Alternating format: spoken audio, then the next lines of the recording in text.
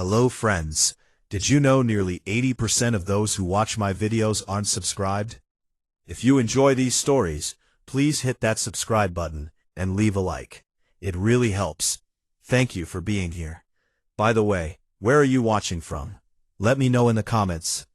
I've been in the trucking business for almost 12 years, and I thought I'd seen everything you could possibly witness on the road. Ice storms in Montana, the dust storms in Arizona, the thick fog in the Midwest, where you can barely see your own hood. But nothing, absolutely nothing, could have prepared me for what happened to me in the convoy from Denver to Cheyenne in the winter of 2019. The call came around 11:30 p.m. on Tuesday night.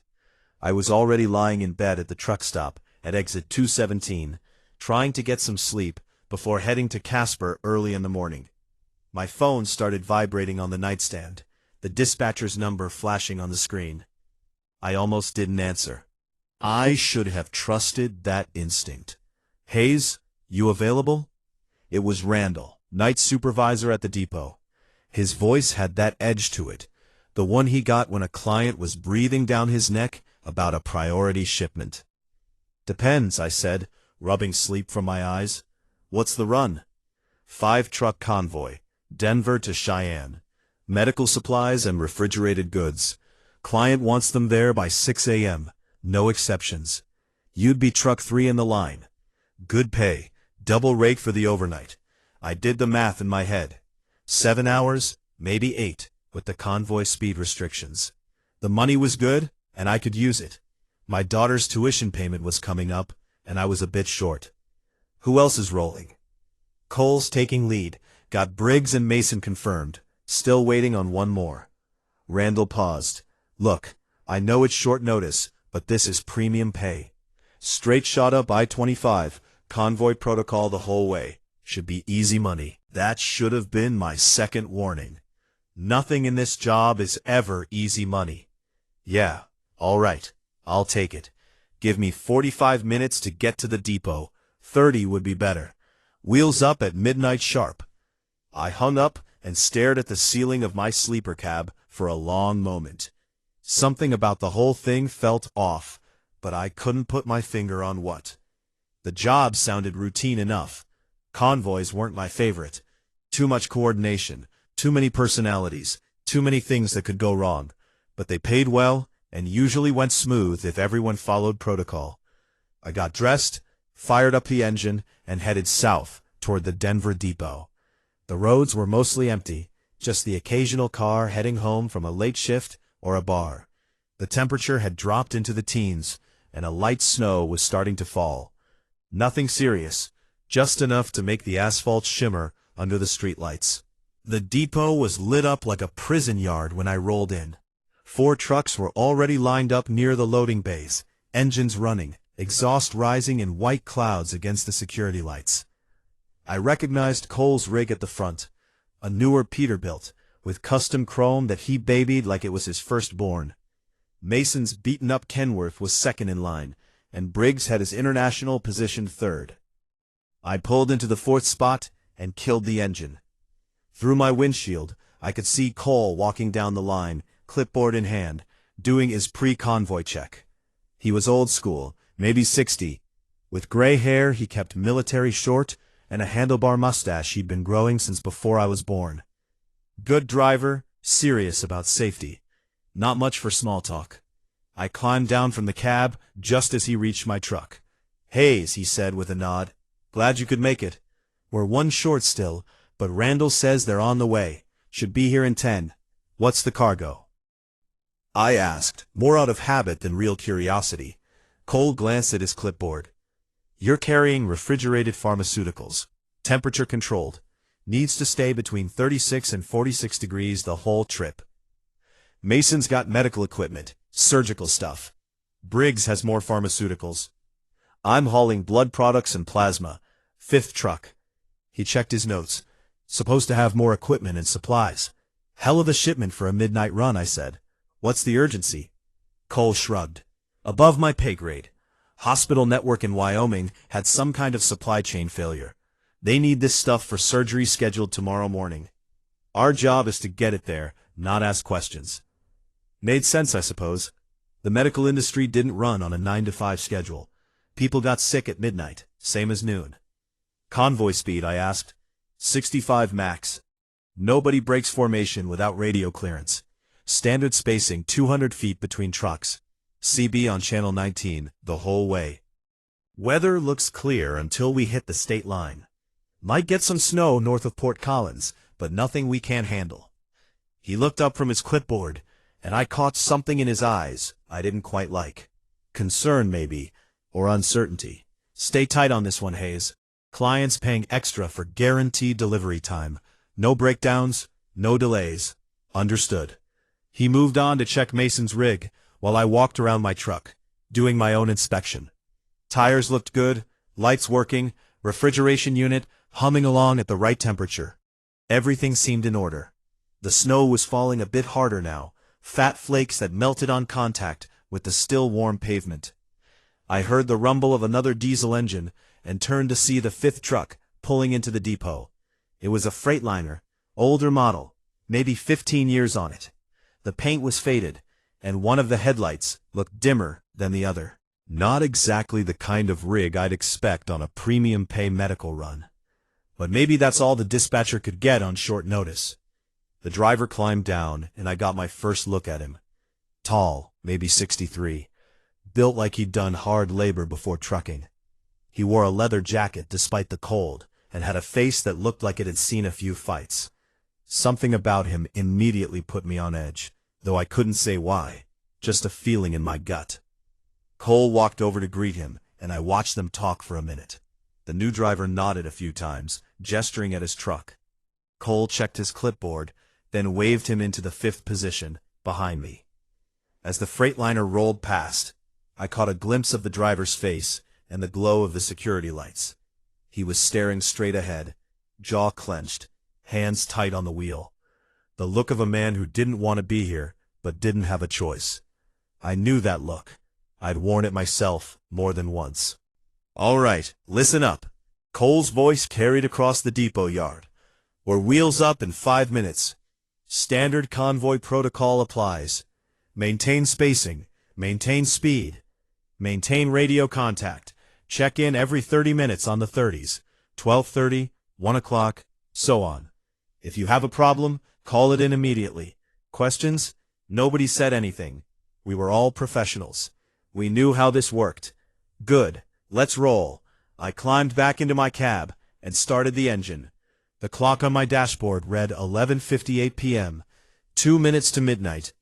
I'd done plenty of night runs, but there was something about starting a convoy at the stroke of midnight that felt ominous, like we were tempting fate somehow. At exactly midnight, Cole's brake lights flashed twice, the signal to move out. His rig lurched forward, followed by Mason, then Briggs. I waited for the gap to open up. 1 Mississippi, 2 Mississippi, 3 Mississippi. Then put my truck in gear and pulled out behind them. In my mirrors, I saw the Freightliner fall in behind me. We formed a line of lights cutting through the falling snow. 5 trucks heading north toward the interstate. The depot disappeared behind us, swallowed by the darkness and the weather. Channel 19 crackled to life on my CB. Convoy check. Everyone copy? Cole's voice, steady and professional. 2, copy, Mason responded. 3, good, Briggs said. 4, copy, I said. There was a pause.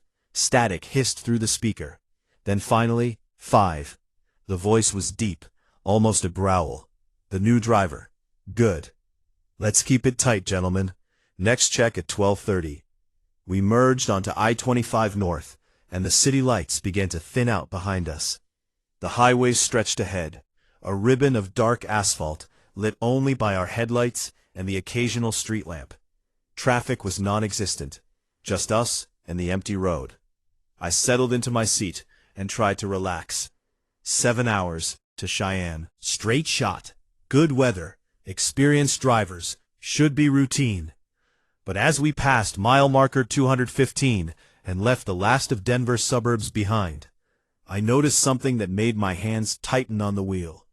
In my side mirror, I counted the trucks behind me, just like I always did on a convoy. Automatic habit, making sure nobody fell behind or drifted out of formation. I counted once, then again, because the first count didn't make sense. There were 3 trucks behind me. I was truck 4. There should have been 1 truck behind me, just the Freightliner. I keyed my CB, forward to Convoy. Anyone else see extra lights back here? Static. No response. I checked my mirrors again, more carefully this time. Sure enough, I could make out 3 sets of headlights maintaining convoy spacing behind me. I could clearly identify the Freightliner in the first position. I recognized the dimmer headlight, but behind it were 2 more trucks, running dark except for their headlights spaced perfectly, maintaining our speed. 4 to 5. You got company back there. More static than the Freightliner driver's voice, confused. -4, just me. You sure about that? I'm counting 3 trucks behind me. I am looking at my mirrors right now. Nobody behind me, but empty highway. I frowned, leaning closer to my mirror. The lights were still there, clear as day. 3 trucks. Maybe it was a trick of the snow, I thought. Maybe some other convoy happened to be heading north at the same time, and they've fallen in behind us by coincidence. Lead, this is 4. We might have picked up a tail.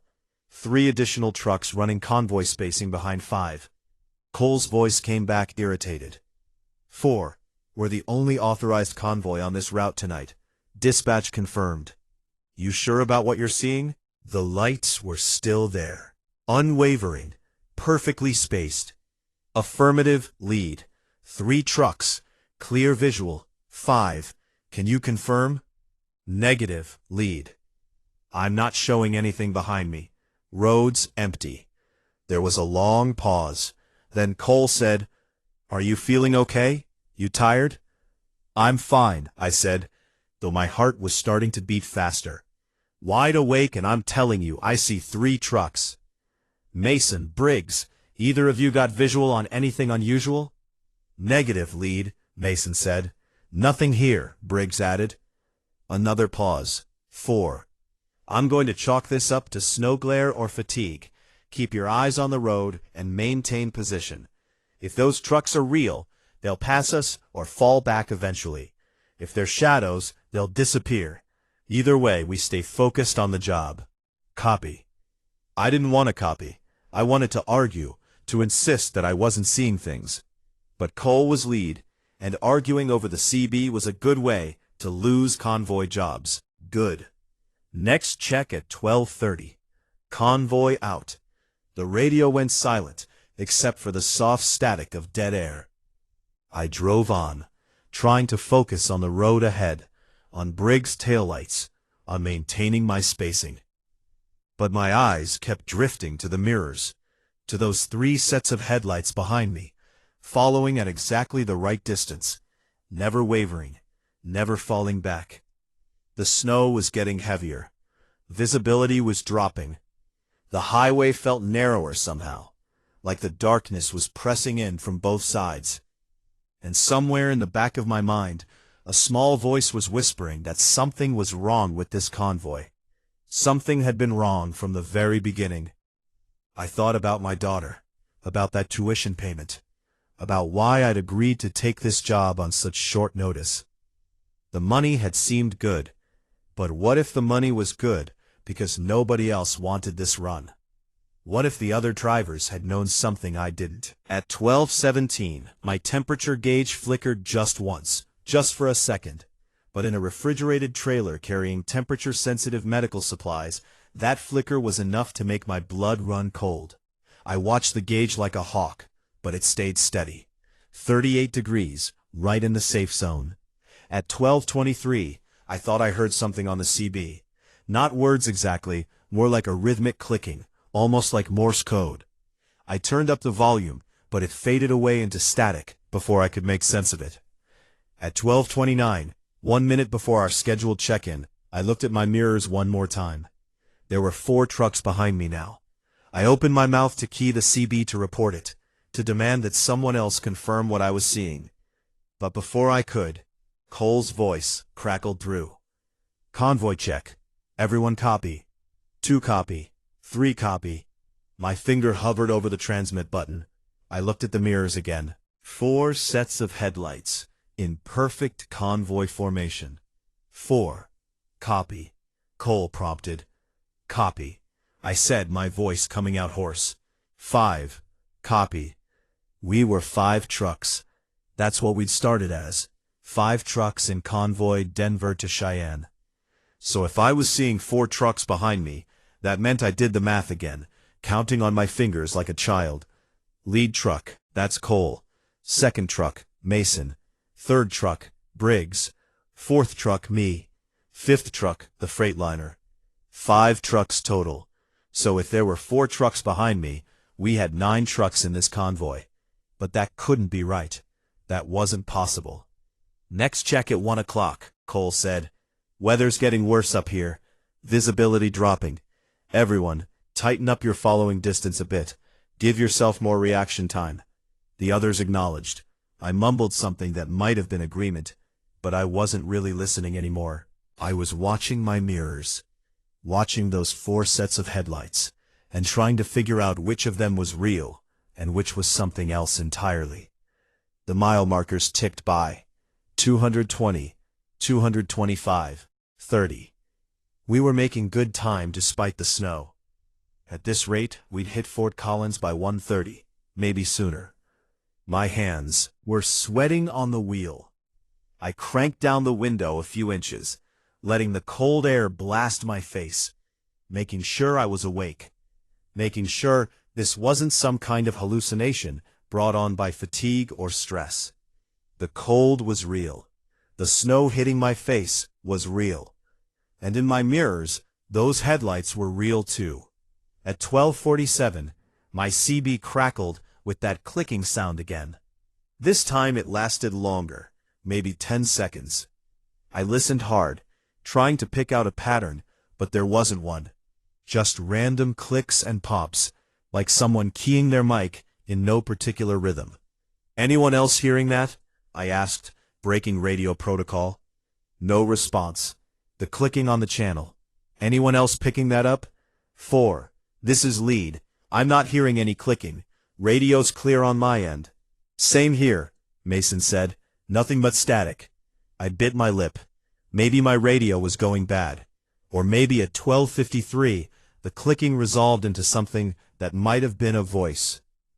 I couldn't make out words, but the cadence was there, the rise and fall of speech. It was coming from somewhere behind me, somewhere back in the convoy. I stared at my mirrors, watching the headlights, trying to see if any of the trucks were transmitting. At 12:58, 2 minutes before the next scheduled check-in, I counted the trucks behind me one more time. 6.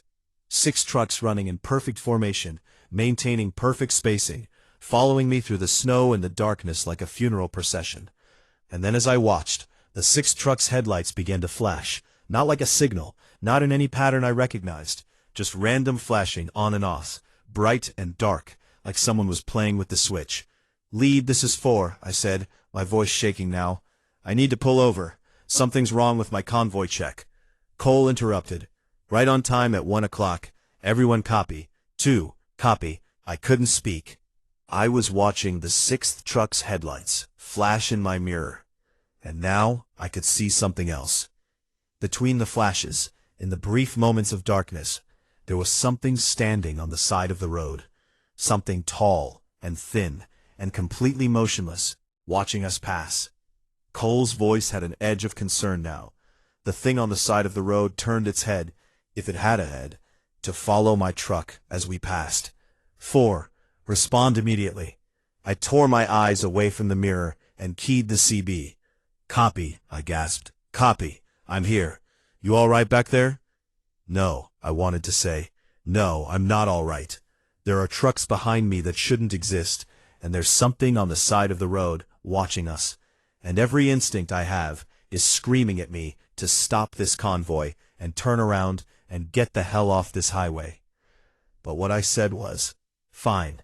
Just thought I saw some ice on the road, but it's clear. Good. Stay sharp. Next check at 1:30. The convoy rolled on through the snow and the darkness. and I drove with my eyes locked on Briggs' taillights ahead of me, refusing to look at my mirrors, refusing to acknowledge the impossible thing that was happening behind me. But I could feel them there. All those extra trucks falling in line one by one, joining our convoy like we'd sent out invitations. And I knew with a cold certainty that settled into my bones that by the time we reached Cheyenne, there would be even more. Mile marker 235 passed by my window. We were 30 miles from Fort Collins, 4.5 hours from Cheyenne, 4.5 hours from finding out what happens when a convoy picks up trucks that aren't supposed to exist. I reached for my coffee thermos with a shaking hand and tried not to think about how many sets of headlights I'd see if I looked in my mirrors one more time. Fort Collins appeared through the snow like a ghost town. We passed the city limit sign at 1:47 a.m. Nearly 20 minutes ahead of schedule despite the weather. The street lights cast orange pools on the empty streets, and I caught glimpses of closed businesses, dark houses, traffic lights cycling through their patterns for nobody. Cole's voice crackled over the CB, lead to convoy, Fort Collins, checkpoint, fuel status check. 2, 3/4 tank. 3, just under half. 4, 5/8, I said, my voice steadier than I felt. There was a pause. Then 5, you copy static. 5, respond with fuel status. More static than a burst of that clicking sound I'd heard earlier. It lasted maybe 3 seconds before resolving into the Freightliner driver's voice. Half tank. Copy all. No refuel stop necessary. We push through to Cheyenne. Next check at 2 o'clock. I had managed through sheer force of will to keep my eyes off my mirrors for the past 40 minutes. I'd focused on the road, on Briggs' taillights, on the snow accumulating on my windshield between wiper passes. I'd turned on some music. Classic country, Merle Haggard, trying to fill the cab with something normal, something real. But now, as we left Fort Collins behind and headed back into the empty darkness of the highway, I couldn't resist anymore. I looked at my side mirror and immediately wished I hadn't. There were 8 trucks behind me now, 8 sets of headlights in perfect convoy formation, spacing exact, speeds matched. The Freightliner backer was still there in the first position, distinctive with its dimmer headlight, but behind it were 7 more trucks, stretching back into the snowy darkness like a chain of ghosts. My hands started shaking on the wheel. This wasn't fatigue. This wasn't snow glare or shadows, or any rational explanation my mind wanted to offer. This was something else. Something wrong, something that violated every rule of reality I understood. I grabbed my CB mic. Lead, this is 4. I need to report or hold your traffic. Cole's voice cut me off. 2. You seeing any ice patches up there? Negative. Lead. Roads clear. Little snow but pavements holding. Copy. 3. No ice. Getting some accumulation on the shoulder, but the lanes are fine. I tried again.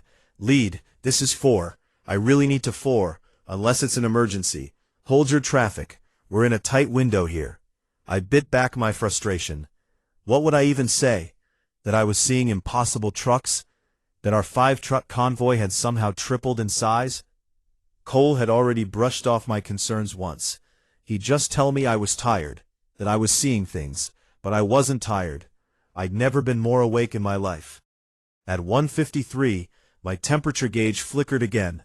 This time it dropped to 34 degrees, before jumping back up to 38. That was cutting it close. Too close. If the refrigeration unit failed, and the cargo warmed above 46 degrees, I'd be liable for thousands of dollars in damaged goods. I tapped the gauge, a useless gesture that nonetheless made me feel like I was doing something. The needle stayed steady at 38 for now. At 1:56, the clicking on the CB started again, but this time it had a rhythm to it. 3 short clicks, 3 long, 3 short. A pattern I recognized from my grandfather's old war stories. SOS. Someone was sending SOS in Morse code over the convoy channel. I keyed my mic. Lead. Are you getting this? Getting what? Or the clicking the SOS signal? or my radio's dead silent except for normal check-ins. You might have a loose connection in your CB. Give it a smack and see if that clears it up. I smacked the side of the radio hard. The SOS clicking continued unchanged. At 1:59, Cole called for the 2 o'clock check-in a minute early. We all responded in order. When it got to truck 5, there was a longer pause than usual before the Freightliner driver responded. And when he did, his voice sounded different, strained, like he was forcing the words out. 5, copy. You good back there? 5? Cole asked. Another long pause. Yeah, all good. But he didn't sound good. He sounded terrified. I made a decision. I switched my CB from channel 19 to channel 23. A channel we weren't supposed to use during the convoy, but one that should still reach any truck within a few miles. 5. This is 4. You reading me on 23? A burst of static. Then, I read you 4. You seeing anything weird back there in your mirrors? His response came quickly. Words tumbling over each other. Jesus Christ, you see them too? The trucks? I thought I was losing my mind. I've been counting. They keep multiplying. There's got to be, how many do you count behind me? At least 6, maybe 7. The snow makes it hard to tell where one set of lights ends and the next begins. My stomach dropped. If there were 6 or 7 trucks behind him, and I was seeing 8 behind me, including him, that meant I did the math, even though I didn't want to. 13 trucks minimum, possibly more. We'd started with 5. We need to tell Cole, I said. I tried an hour ago. He said I was seeing reflections from the snow, said there was nothing on the GPS showing any other vehicles on this stretch of highway. So, what do we do? Before the Freightliner driver could answer, Cole's voice boomed over channel 19. 4, 5, get back on the convoy channel now. I switched back, my heart pounding. I don't know what you two think you're doing, Cole continued, but side-channel communication during a convoy is a protocol violation. You got something to say? You say it where everyone can hear it. Understood? Copy. Lead, I said. 5. Copy. Now, both of you maintain radio discipline and focus on the road. We're less than 4 hours from delivery. I don't want any more distractions. The channel went quiet, except for the soft hiss of static and the occasional burst of that SOS clicking. I drove on, watching the mile markers tick by. 2:45, 2:50, 2005.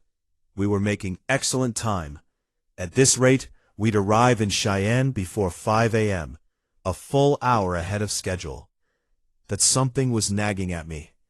I pulled out my phone and checked the GPS. According to the map, we should have passed the exit for Wellington about 10 minutes ago, but I didn't remember seeing it. I'd been focused on my mirrors, sure, but I should have noticed the exit sign, the overpass. I scrolled ahead on the GPS to the next landmark. There was a rest area coming up in about 5 miles on the right side of the highway. I made a mental note to watch for it. 5 miles passed, then 10, then 15. No rest area. I checked the GPS again. According to the map, I was currently sitting in the rest area parking lot, but through my windshield, all I saw was highway stretching ahead into the darkness. Briggs-Orr's taillights, the falling snow lead. This is 4. I'm showing some GPS anomalies. Anyone else having navigation issues? -4. My GPS is tracking fine, showing us on I-25 north, about 40 miles south of the Wyoming border. I looked at my own GPS. It showed the same thing, 40 miles south of the border. But something felt wrong. The mile markers didn't match. The landmarks were missing.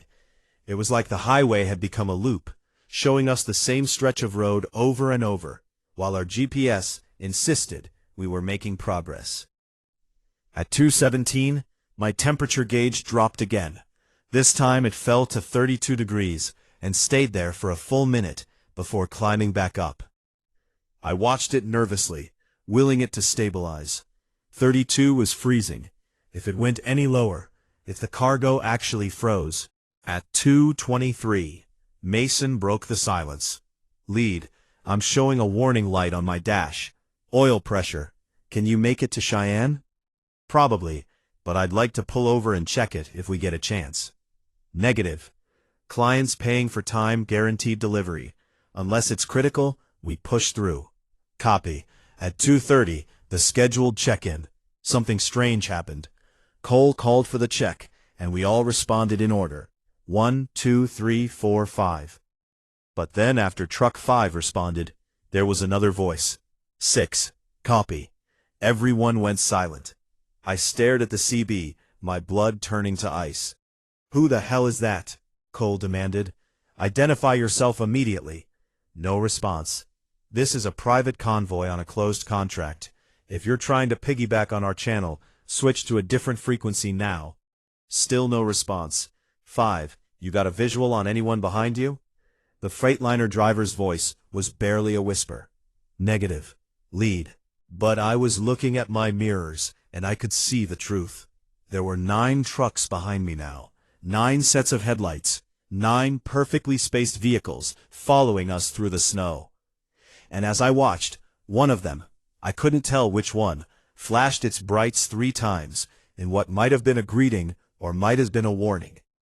At 2:47, the clicking resolved into words. Faint, distorted, barely audible through the static, but definitely words. Turn back while you can turn back. Lead you hearing this? I said, hearing what? For the voice on the channel telling us to turn back. Or I'm going to say this one more time. My radio is clear. If you're having equipment problems, deal with them on your own time. Do not clutter the Convoy channel with false reports. It's not false. I'm enough. Cole's voice was sharp enough to cut. One more outburst, and I'm reporting you to dispatch for unsafe convoy behavior. Do you understand? I understood that whatever was happening, I was on my own. Cole either couldn't hear what I was hearing, couldn't see what I was seeing, or was choosing to ignore it. Either way, he wasn't going to help. Copy. Lead, I said quietly. At 2:53, I caught movement in my peripheral vision. Something on the side of the road keeping pace with us. I turned my head to look, but there was nothing there.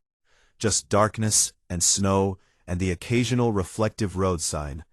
But I could still feel it. Something running alongside the convoy, matching our speed exactly, staying just outside the reach of our headlights. At 2:58, my temperature gauge went haywire. The needle swung wildly from 32 to 52 and back again, settling nowhere. The digital readout flickering between numbers that made no sense. I heard the refrigeration unit behind me kick into overdrive, the compressor screaming as it tried to compensate for temperature fluctuations that shouldn't be possible. Lead, this is 4. I've got a refrigeration malfunction. I need to pull over and assess. -4. We're less than 3 hours from delivery. You pull over now. You jeopardize the entire convoy timeline. The cargo could be compromised. Then drive faster and get it to Cheyenne before it spoils. We're not stopping.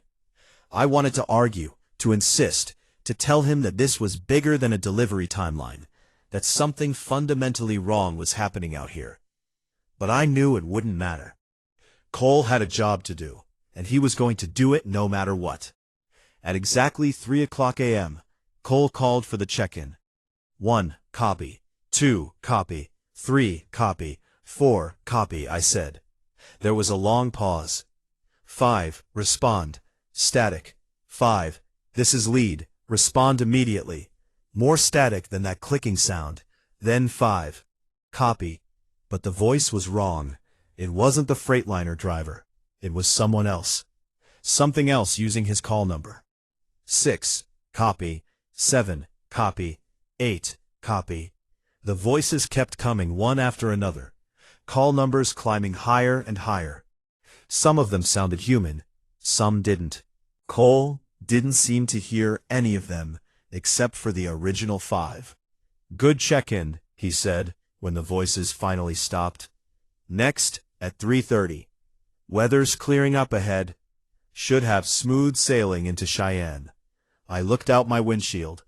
The snow was getting worse, not better. Visibility was down to maybe 50 yards. But Cole said it was clearing. Cole said we were making good time. Cole said everything was fine. I didn't believe him anymore. At 3:17, I passed a mile marker that I'd already passed 30 minutes earlier. I was sure of it. The marker had a distinctive dent on one side, probably from where someone had hit it years ago.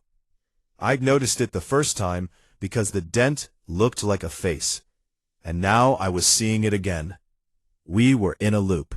We had to be driving the same stretch of highway over and over, thinking we were making progress, but actually going nowhere. I grabbed my phone and pulled up the GPS. It showed us steadily moving north, 45 miles south of the Wyoming border. Now, making good time, but the mile marker I'd just passed said 257, the same marker I'd seen at 247. I was about to say something on the CB when Briggs' voice cut through the static lead. I'm getting some weird readings on my instruments. Speedometer says 65, but my GPS says I'm doing 38 to here. Same problem. Speeds all over the place. Mason's voice. Anyone else feel like we've been driving past the same scenery for the last hour? Finally someone else was seeing it. Gentlemen, Cole said, and his voice was different now. Tired, resigned, like he'd been expecting this. Stay calm. Stay in formation. We're almost through. Almost through what? I demanded. The stretch. This particular stretch of highway. It gets confused sometimes, especially at night, especially in the snow. Just keep driving. Don't stop. Don't look back. As long as we stay together, we'll make it through. Cole, what the hell are you talking about? Mason said, you knew something was wrong with this run, didn't you? I knew it was a possibility. That's why the pay was double rate. That's why dispatch had trouble finding drivers. Most of the old-timers know about this stretch. They won't run it after dark. Jesus Christ, Riggs said. And you didn't think to mention this before we left Denver. Would you have come if I had? Silence. That's what I thought. Cole said, look, I've run this route a dozen times at night. It's disorienting. Yes, it plays tricks with your instruments, with your perception, but it's survivable. I've always made it through. We just have to trust the process and keep moving. What about the trucks? I asked. The extra trucks in the convoy. Don't look at them. Don't acknowledge them. They're not real. They look pretty real to me. They're echoes, reflections. I don't know what they are exactly. But they can't hurt you as long as you stay in formation and keep your eyes forward. At 3:29, a minute before the next check-in, I made the mistake of looking at my mirrors one more time. There were 12 trucks behind me now, all running dark except for their headlights. And in the cab of the closest one, the truck that should have been the Freightliner but somehow didn't look quite right anymore, I could see a silhouette, a driver sitting in the seat, hands on the wheel, except the proportions were wrong. The arms were too long, the head was too narrow, the posture was too rigid. As I watched, the driver turned to look at me. I couldn't see its face. If it had a face, but I felt its attention, cold and vast and utterly inhuman.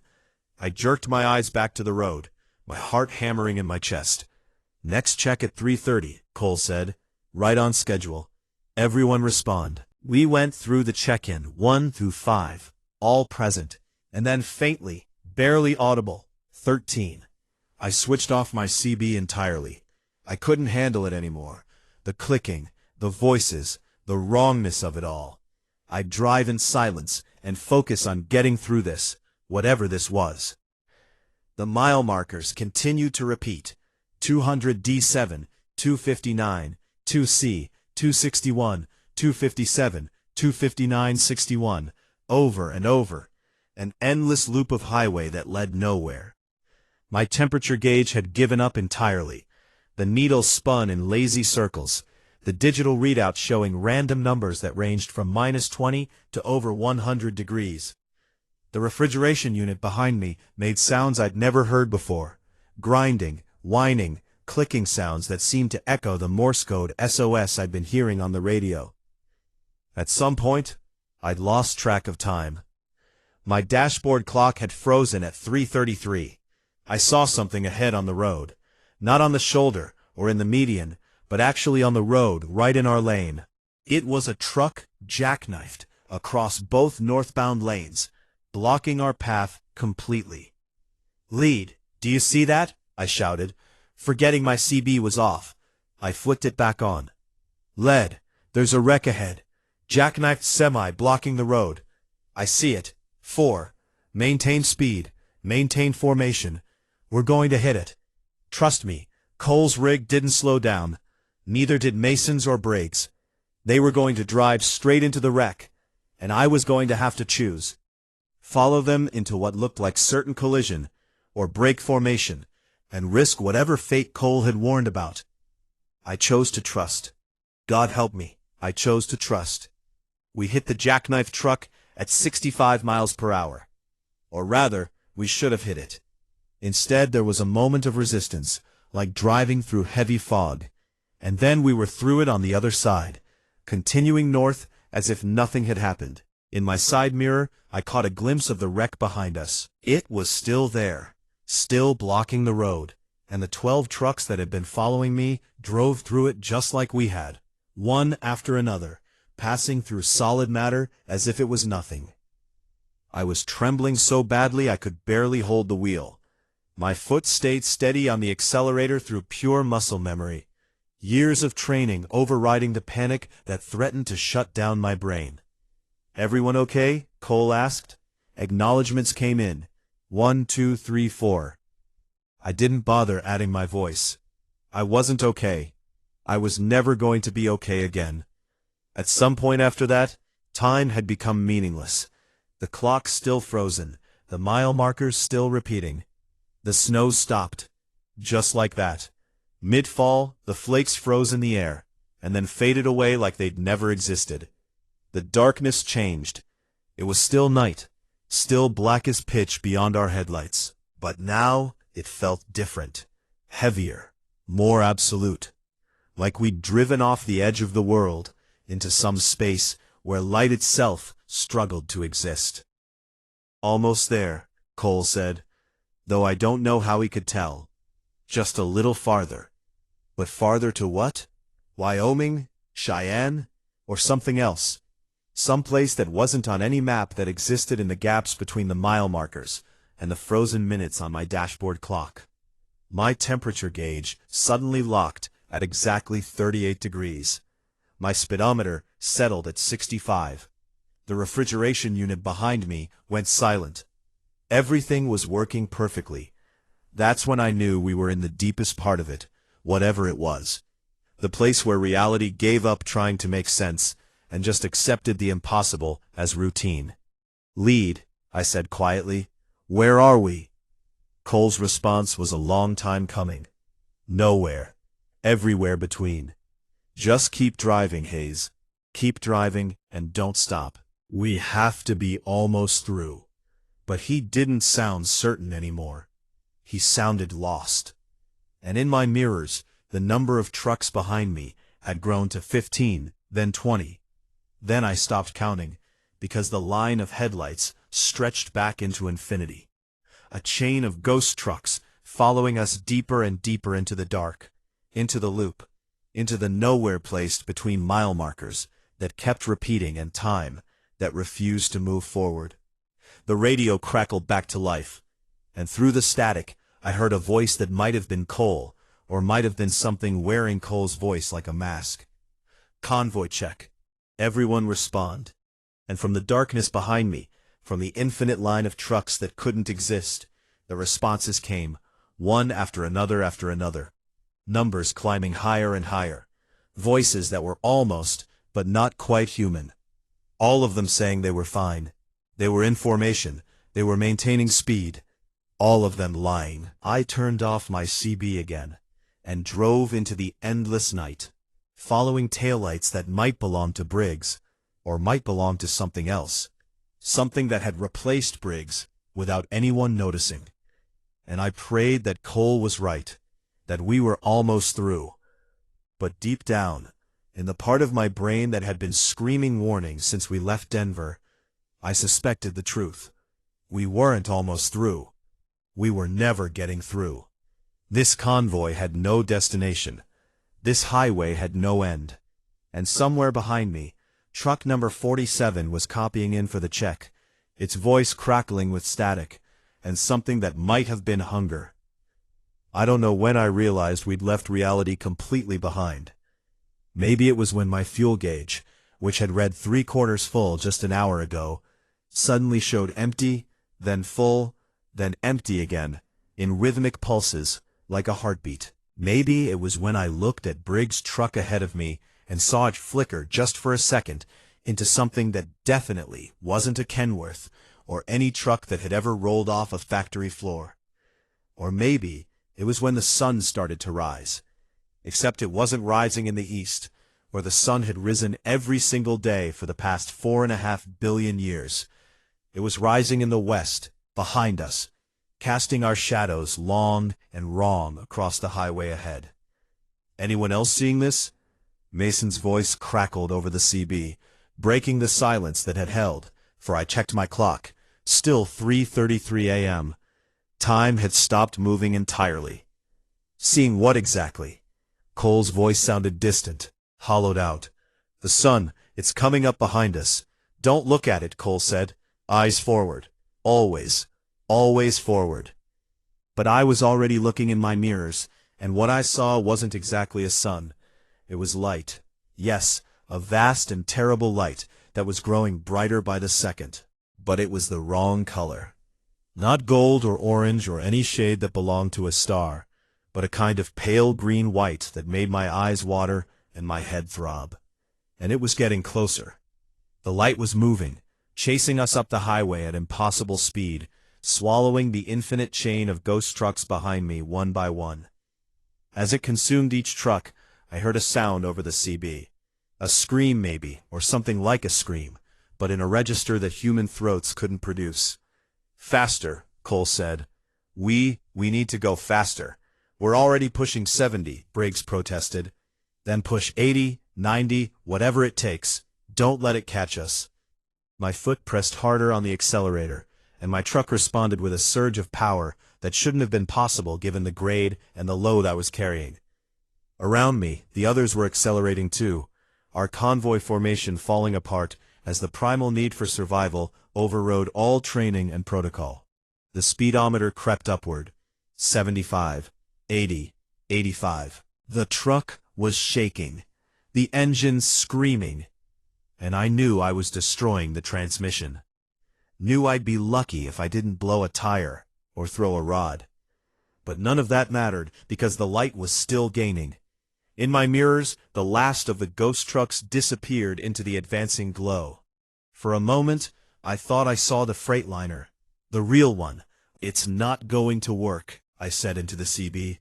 We can't outrun it. We have to try, Cole shouted. We have to.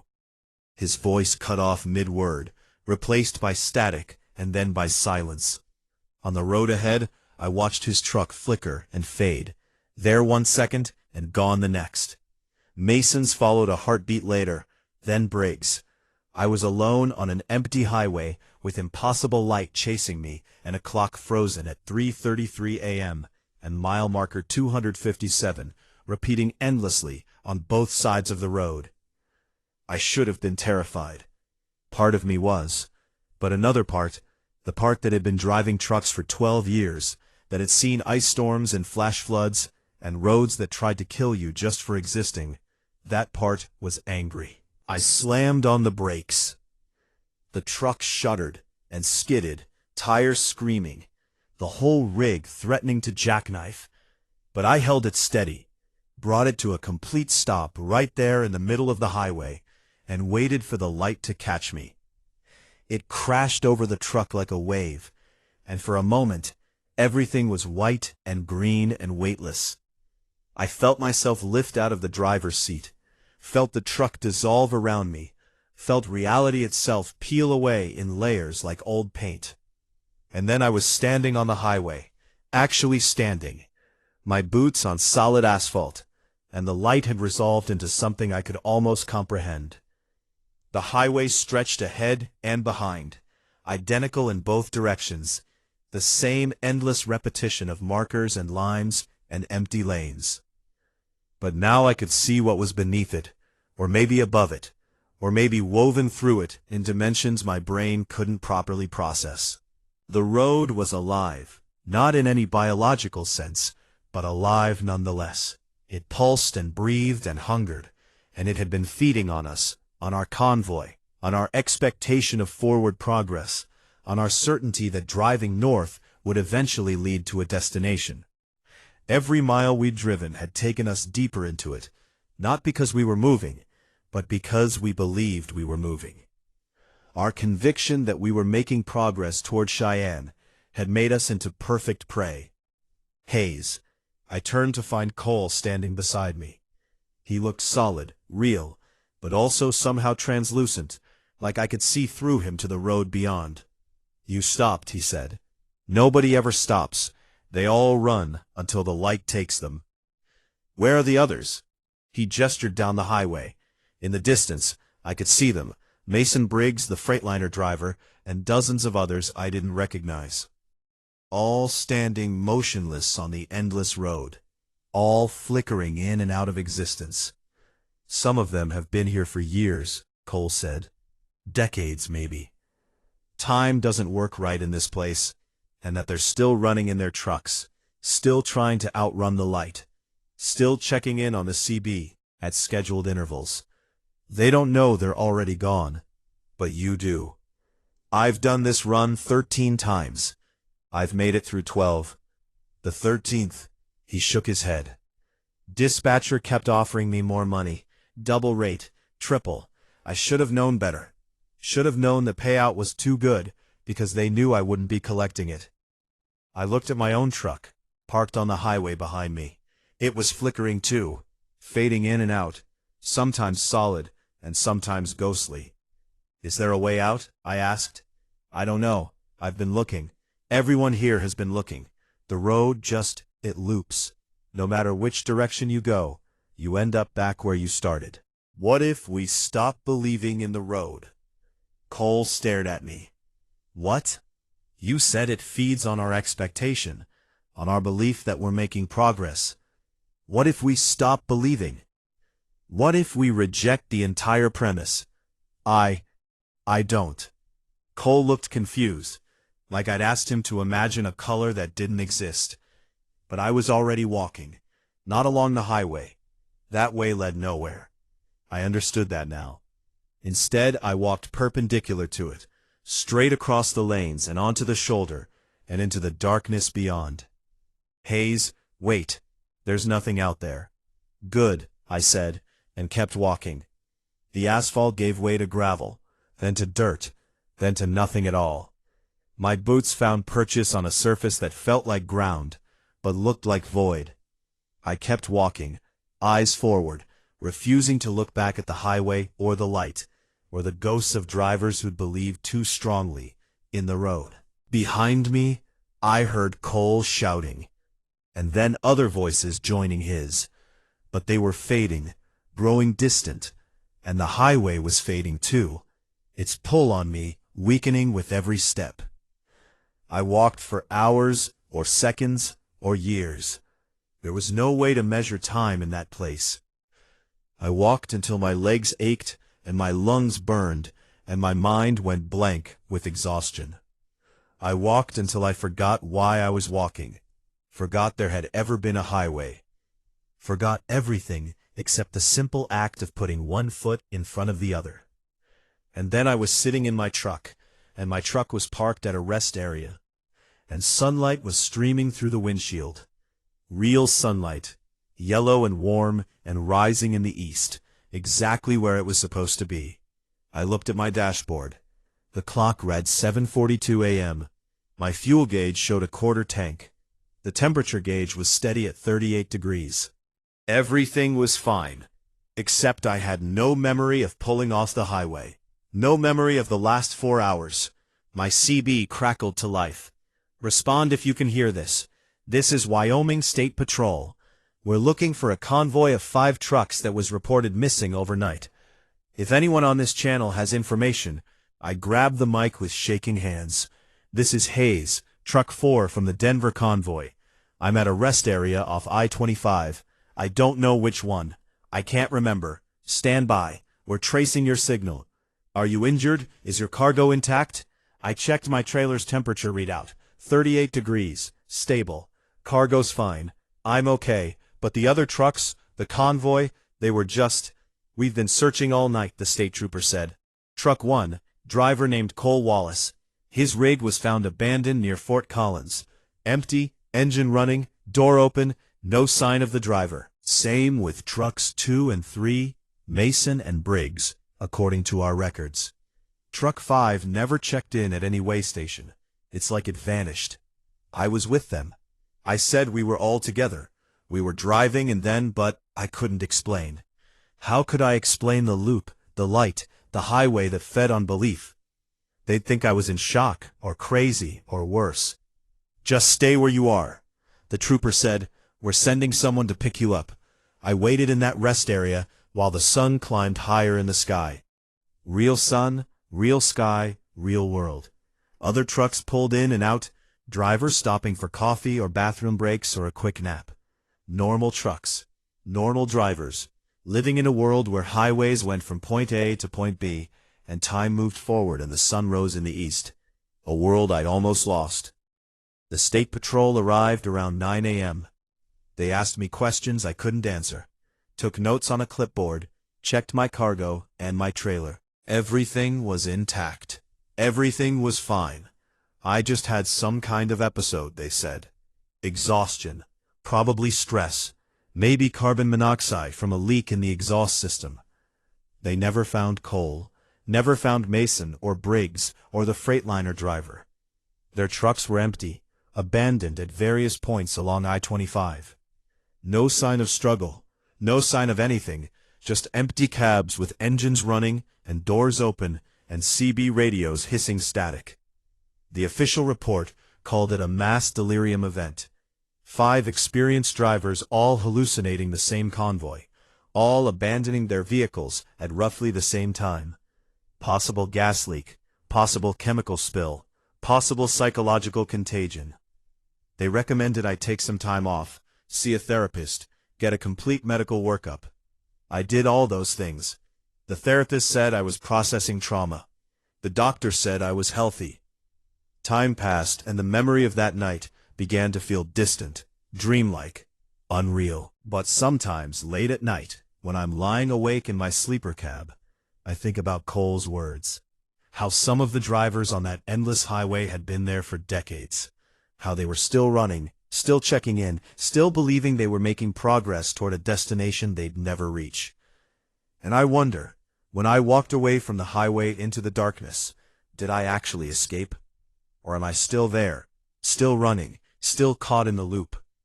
Is this rest area real, or just another layer of the same trap? Is any of this real? The question haunts me more than any answer could. It's been 4 months since that convoy. I'm still driving trucks. It's all I know how to do. But I won't take overnight runs anymore. I won't drive I-25 through Colorado and Wyoming. I won't take calls from the old dispatch number, even though it doesn't ring anymore, because the company folded 3 weeks after the convoy disappeared. I tell people I'm being cautious, that I'm taking care of my mental health, that I learned a valuable lesson about knowing your limits. But that's not the real reason. The real reason is that sometimes when I'm driving during the day on a completely different route, in a completely different state, I see things that shouldn't be there. A mile marker that I passed 30 minutes ago appearing again on the roadside. A truck in my rearview mirror that maintains perfect following distance, no matter how much I slow down or speed up. The clock on my dashboard freezing for just a moment, just a heartbeat, at 3:33. And sometimes late at night, when I'm parked at a truck stop and scrolling through CB channels, I hear it. A convoy check-in. 1 copy, 2 copy, 3 copy. Cole's voice, Mason's voice, Briggs' voice, all still out there somewhere, still running their route, still believing they're making progress toward Cheyenne. Still counting trucks that keep multiplying in their mirrors. I never respond. I just turn off the radio and try to sleep. Though sleep doesn't come easy anymore, because I keep asking myself the same question. If they're still out there on the loop, still running the same stretch of highway over and over, what makes me so certain that I got out? What if I'm still there too? And this, all of this, is just another layer of the dream, another reflection in the infinite mirrors. What if the rest area where the State Patrol found me was just another part of the loop, and I've been driving in circles for 4 months, believing I'm free? There's no way to know. No way to prove I'm really here, really awake, really in the world that follows normal rules. All I can do is keep driving and watch for the signs. The wrong mile marker, the ghost truck in my mirror, the clock that freezes at 3:33. And if I see them, when I see them, I'll have to make a choice. Do I pull over and walk into the darkness again, hoping to find another exit? Or do I keep driving, keep believing in forward progress, keep checking in on schedule, and maintaining my speed? I don't know what I'll do, but I think about it constantly. Last week, I was hauling a load of electronics from Phoenix to Albuquerque. Daytime run, clear weather, easy road, everything normal. I passed mile marker 157 around noon. At 12:47, I passed it again. I told myself it was a coincidence, that I'd misread the first marker, that I was tired and imagining things. But then I passed it a third time at 1:19. I pulled over at the next exit and sat in a parking lot for 3 hours, watching other trucks pass by on the interstate. Normal trucks, normal traffic, everything fine. But when I merged back onto the highway and drove another 30 miles, the next marker I saw was 157. I'm parked at a truck stop now, writing this down. Maybe because if this is real, someone should know what happened to us. Someone should know about the convoy that left Denver at midnight and never arrived in Cheyenne. Or maybe I'm writing it because I'm still in the loop, and this is just what I do in this particular iteration. Write the same account over and over, and truck stops that all look the same. While the highway waits patiently for me to merge back into traffic, there's a knock on my door. I look out the window. There's a state trooper standing there. Young guy, can't be more than 30. He gestures for me to roll down the window. "Everything all right?" he asks. "Yeah, just taking a break. You've been parked here for 6 hours. I check my dashboard. The clock reads 3:33 p.m., but I could swear it was just after 8 when I pulled in. "Sorry, I didn't realize." The trooper nods, but he doesn't leave. He stands there looking at me, and there's something in his eyes that makes my blood run cold. Recognition, maybe, or pity. "Be careful out there," he says. "Highway's been strange lately. Drivers seeing things, getting confused about where they are." "What kind of things?" He shrugs. "Extra trucks in their mirrors. Mile markers that repeat time that doesn't move right." He pauses. "You ever experience anything like that?" I should lie. Should tell him everything's fine. I'm just tired. I'll be more careful. But instead I hear myself say, "Yeah, I have." The trooper nods slowly. Then you know once you see it, once you're aware of it, it never really lets you go. The highway, I mean. It keeps pulling, and sooner or later, you'll find yourself behind the wheel again. Maybe not a big rig, maybe just your personal vehicle, driving at night, taking a route that should be familiar, but somehow isn't. And you'll see a mile marker that you recognize, even though you've never been on this road before, and you'll know. Know what? That you never really left, that the convoy is still running, that somewhere between Denver and Cheyenne, on a stretch of highway that exists in all places and no places, Cole is still in the lead truck. Mason and Briggs are still maintaining formation, and Truck 4, your truck, is still right where it's supposed to be, following the taillights ahead into the infinite dark. The trooper steps back from my window. Drive safe now. He walks away across the parking lot. I watch him go. Watch him climb into a patrol car that I somehow didn't notice before. He drives off, and I'm alone. My CB crackles. My hand moves to the radio dial, though I don't remember telling it to move. Everyone copy. I should turn it off. Should start my engine and drive away from this truck stop. Away from this state. Away from anything that reminds me of that night. But my hand is already reaching for the mic. 1. Copy. That's not Cole's voice. Or maybe it is, and I've just forgotten what he really sounded like. 2. Copy. 3. Copy. My fingers close around the mic. I lift it to my lips. This is where I should stop. This is where I should drop the mic. Start the engine. Break free before it's too late. But I can't, because maybe it's already too late. Maybe it was too late from the moment I answered Randall's call that Tuesday night. Maybe the convoy found me before I found it. And everything since then, the escape, the rescue, the 4 months of normal driving, has just been another loop, another layer, another way the highway feeds. And somewhere, in a place between mile markers and moments, the convoy continues. 5 trucks driving north from Denver to Cheyenne, maintaining formation, checking in on schedule, making progress that goes nowhere. Maybe I'm in my apartment, asleep, dreaming this. Maybe I'm still walking in that darkness beyond the highway. And this is what walking feels like when you've forgotten you're walking. Maybe I'm exactly where I think I am, parked at a truck stop in New Mexico, 4 months and 1,000 miles away from that night. Or maybe I'm in truck 4, hands on the wheel, eyes on Briggs taillights, watching my mirrors fill with ghost trucks that keep multiplying. And all of this, the escape, the investigation, the months of normal life, is just what the highway shows you, while it digests you slowly, feeding on your hope that you got away. I'll never know for certain, but in a few minutes, I'm going to start my engine.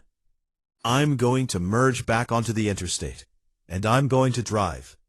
Maybe I'll make it to my destination. Maybe I'll pass the same mile marker 100 times. Maybe the sun will rise in the west, and the clock will freeze at 3:33, and a voice on the CB will start counting trucks. All I can do is drive and watch for the signs, and hope that this time, this iteration, this version of the loop, I'll recognize the exit when I see it. If I see it. If there even is one. The highway stretches ahead, dark and patient and hungry. And I'm still trying to figure out if I'm chasing my destination, or if my destination has been chasing me all along. Mile marker 0. That's where we started. That's where we always start. And maybe if the highway is kind, if the loop eventually completes, if there's an end to this infinite repetition, maybe that's where we'll finish too. There's an unwritten rule in convoy trucking that nobody talks about, but everyone knows. Never volunteer to be the last truck. The guy at the back sees everything the others miss. Every pothole they dodge, every piece of debris they kick up, every bad decision that ripples down the line. You're eating everyone else's dust, literally and figuratively. And if something goes wrong, you're the first one left behind. But on the night of March 3rd, 2021, I didn't have a choice. My name's Wyatt Reeves, and I've been driving commercial freight for about 8 years. Not long enough to be a veteran, but long enough to know better than to take certain jobs. Unfortunately, 8 years also isn't long enough to build up the kind of savings that let you turn down good money when your transmission just cost you $4,000 to rebuild, and your ex-wife's lawyer is breathing down your neck about child support. So, when the call came in at 10:47 p.m., asking if I could join a 4-truck convoy from Bakersfield, California to Reno, Nevada, leaving in 90 minutes, I said yes before I even asked about the raid. It's a priority shipment, the dispatcher told me. Her name was Linda, and she sounded tired. Electronics and computer components. Client needs them in Reno by 8 a.m. for some kind of product launch. We've got 3 trucks confirmed. Need a fourth. You'd be running sweep. Last position. Tail end Charlie. What's the pay? Triple rate, plus a completion bonus if the whole convoy makes it on time. I did the math. Even after taxes and fuel costs, I'd clear enough to catch up on the support payments and have some left over. I'm in. Where's the pickup? Industrial Park off Highway 99, south side of Bakersfield. Be there by midnight. Convoy lead is a guy named Dalton Pierce. He'll brief you on the route and protocol. I hung up and stared at the ceiling of my sleeper cab. Something felt off about the whole setup. Priority shipments usually got scheduled days in advance, not thrown together with 90 minutes notice.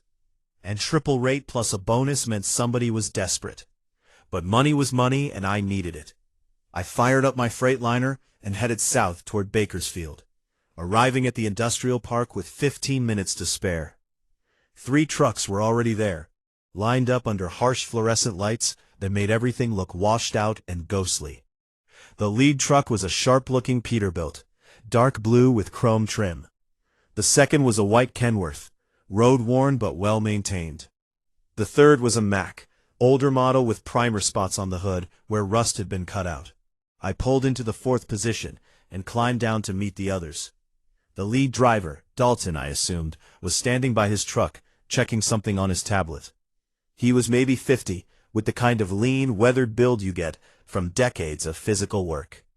Gray stubble, deep lines around his eyes, a cat diesel cap pulled low on his head. You the 4th? He asked without looking up. Wyatt Reeves. Yeah. Good. We're cutting it close. He finally looked at me, his eyes sharp and assessing. You ever run Convoy before? A few times. Standard protocol, right? Maintain spacing, stay on channel, check in every 30 minutes. That's the basics, but this run's a little different. He gestured to the other 2 drivers who'd walked over to join us. That's Garrett in Truck 2, Ellis in Truck 3. We're hauling high-value electronics, which means we can't stop except for genuine emergencies. No food breaks, no fuel stops unless someone's running on fumes. Client wants continuous movement from here to Reno. What's the route? I asked. Dalton pulled up a map on his tablet. Highway 58 east to Barstow, then north on 395 through the Owens Valley. We'll hit Reno from the south. Total distance, about 460 miles. Estimated drive time, 7.5 hours with convoy speeds. I studied the map. It was mostly 2-lane highway through some of the emptiest parts of California and Nevada. The Owens Valley in particular was desolate. Just desert, mountains, and the occasional small town. That's a lot of dark, empty road for a night convoy. Yeah, but it's also the fastest road, and speed is what the client's paying for. Dalton looked at each of us in turn. Any questions? Garrett Truck 2 spoke up. He was younger, maybe late 20s, with the kind of nervous energy that suggested this wasn't his usual gig. What happens if someone has a mechanical problem? We assess on the spot. If it's a quick fix, we wait. If it's serious, that truck drops out and the convoy continues. The client's contract is for all 4 trucks arriving together, so there's a penalty if we show up short, but it's better than missing the deadline entirely. What if it's the lead truck?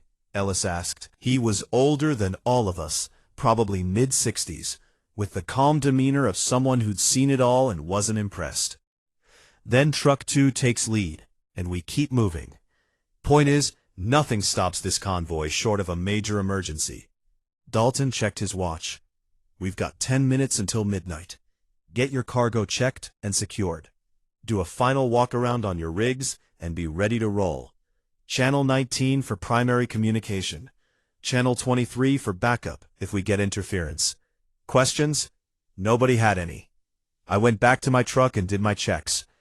The trailer was loaded with pallets of cardboard boxes, all labeled with the same tech company logo I didn't recognize. Everything was strapped down tight. The door was sealed. The paperwork was in order. My rig was ready. At 11:58, Dalton's voice came over the CB. Final check. Everyone set. 2 ready, Garrett said. 3, good to go, Ellis confirmed. 4 ready, I said. All right, wheels up in 2 minutes. Maintain 50 spacing until we're clear of the city. Then expand to 200 feet on the highway. Speed limit +5, no more. Stay alert, stay focused, and let's get this done. At exactly midnight, Dalton's brake lights flashed twice, and his rig rolled forward. Garrett followed, then Ellis, then me. We formed a line of lights, cutting through the industrial park and out onto Highway 99, heading east toward the mountains. Bakersfield fell away behind us, the city lights giving way to scattered houses, and then to nothing but darkness and the occasional gas station or truck stop. We merged onto Highway 58, and the road stretched out ahead, a ribbon of asphalt barely visible beyond the reach of our headlights. I settled into position at the back of the convoy, watching Ellis's taillights bob and weave with the road's gentle curves. The spacing was good, the speed was consistent, and the CB was quiet, except for the soft hiss of static. For the first hour, everything was routine. We passed through the town of Buttonwillow, then Mettler. Small collections of lights that appeared and disappeared in the darkness. The road began to climb, winding up into the Tehachapi Mountains, and I downshifted to maintain speed. My rig handled the grade well, the engine humming with the steady power that comes from a fresh rebuild. At 12:30, Dalton called for the first check-in. Convoy check. 1, status. 1, all systems green. 2, good. Seeing some wind up here, but nothing serious. 3, no issues. 4, all good. I said, Roger, next check at 1 o'clock. Keep it tight. I glanced at my mirrors, habit more than anything else.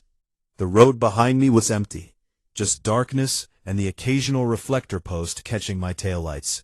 No other traffic. We had this stretch of highway to ourselves.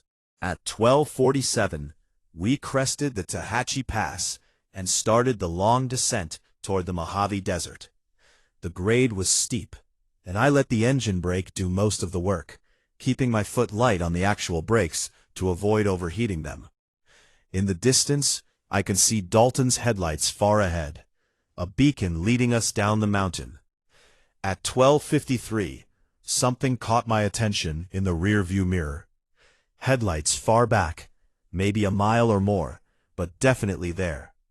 A vehicle had pulled onto the highway behind us, following the same route. I keyed the CB. 4th added a convoy. We've got company. Single vehicle. Looks like a car or small truck about a mile back. Copy. Or Dalton said could be someone heading to Barstow. Just maintain speed and spacing. If they want to pass, let them through. Roger. I watched the headlights in my mirror. They were getting closer, steadily. Whoever it was, they were driving fast. Probably 10 or 15 over the limit. I expected them to catch up within a few minutes, flash their brights impatiently, and blow past us into the night. But they didn't. The headlights got close, maybe a quarter-mile back, and then stayed there, matching our speed exactly, maintaining that fixed distance. At 1 o'clock, Dalton called for the check-in. We all responded normally. I almost mentioned the car again, but decided against it. It wasn't doing anything wrong, just following at a distance, probably someone being cautious around a convoy of big rigs on a dark, winding highway. At 1:17, we reached Mojave, a small desert town that existed mainly to service Edwards Air Force Base. The convoy didn't slow down, just rolled straight through on the main drag, past closed gas stations and dark houses. I caught a glimpse of a 24-hour diner, its neon sign buzzing in the window. I'd skipped dinner to make the midnight deadline. The headlights were still behind me, still maintaining that same 4-mile distance. At 1:34, Garrett's voice crackled over the CB. 2 to lead. I'm seeing some weird readings on my gauges. Oil pressure is fluctuating. Can you make it to Reno? Dalton asked. I think so. Just wanted to report it. Keep monitoring. If it gets worse, call it in immediately. Copy. I watched Truck 2 ahead of me, looking for any sign of trouble. Smoke, weaving, a drop in speed, but Garrett was holding his position, maintaining pace with Ellis and Dalton. At 1:41, I looked in my mirrors again. The headlights behind me were closer, much closer, maybe 100 yards back now, close enough that I could make out the shape of the vehicle. A pickup truck, dark-colored, though it was hard to tell for certain in the darkness, and it was still matching our speed, still maintaining that fixed distance, like it was attached to my bumper by an invisible rope. "4 to Convoy," I said. "That vehicle behind us is getting close. Might want to let them pass when the road widens." "Copy 4. There's a passing lane in about 5 miles. If they haven't gone by, then they're just tagging along." 5 miles passed. The road widened into a passing lane, and I moved slightly to the right to give the pickup room to go around. It didn't pass. It just moved to the right with me, staying in my blind spot, still maintaining that 100-yard gap. I felt the first prickle of unease. This wasn't normal driving behavior. If you're in a hurry, you pass. If you're not in a hurry, you fall back and give yourself more room. You don't tailgate a convoy of semi-trucks through the desert at 2 o'clock in the morning. Or to lead. That pickup's not passing, just staying behind me. Probably someone using us to set their speed. Dalton said, "Don't worry about it unless they get aggressive." At 1:52, we turned north onto Highway 395, leaving the last traces of the civilization behind. This was the Owens Valley, 150 miles of empty desert, flanked by the Sierra Nevada mountains to the west and the Inyo Mountains to the east. No towns, no services, just endless darkness and the distant silhouettes of peaks against the starry sky. The pickup was still there, still following, and I was starting to feel like prey being stalked. At 2 o'clock during the check-in, I mentioned it again. 4 to lead. That vehicle's still on R6, been following for over an hour now. There was a pause, then Dalton's voice. "You're sure it's the same vehicle?" "Positive. Same headlight pattern, same distance. It's not moving up or falling back." Another pause. "Ellis, can you see anything behind 4? "Negative," Ellis said. "I'm watching my mirrors. I see 4's taillights, but nothing beyond that." I frowned. How could Ellis not see the pickup? It was right there. Headlights blazing close enough that I could see the reflection off my trailer. "For you feeling all right?" Dalton asked. "You tired?" "I'm fine," I said, though my hands were getting tense on the wheel. "Wide awake, and I'm telling you, there's a pickup truck following this convoy." "Garrett, you got anything?" "Negative lead. Can't see anything but Ellis ahead of me." "All right, 4. I'm going to chalk this up to headlight glare, or maybe an optical illusion from the road. If the truck does something aggressive, report it immediately. Otherwise, ignore it and focus on maintaining your position." "Copy," I said, though I didn't like it. Ticked by. 2:15, 2:30, 2:45. The pickup never wavered, never moved, never did anything except follow me at that fixed distance, like my shadow had learned to drive.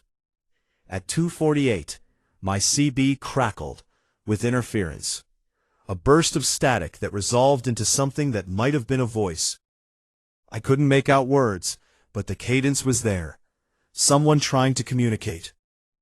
"Anyone else getting interference on the channel?" I asked. "Negative," Dalton said. "Clear here," Garrett added. Ellis didn't respond.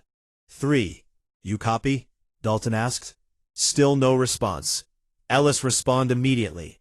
A burst of static, then Ellis's voice sounding distant and distorted. "Copy. All good here. You sound like you're breaking up. Check your radio. Roger."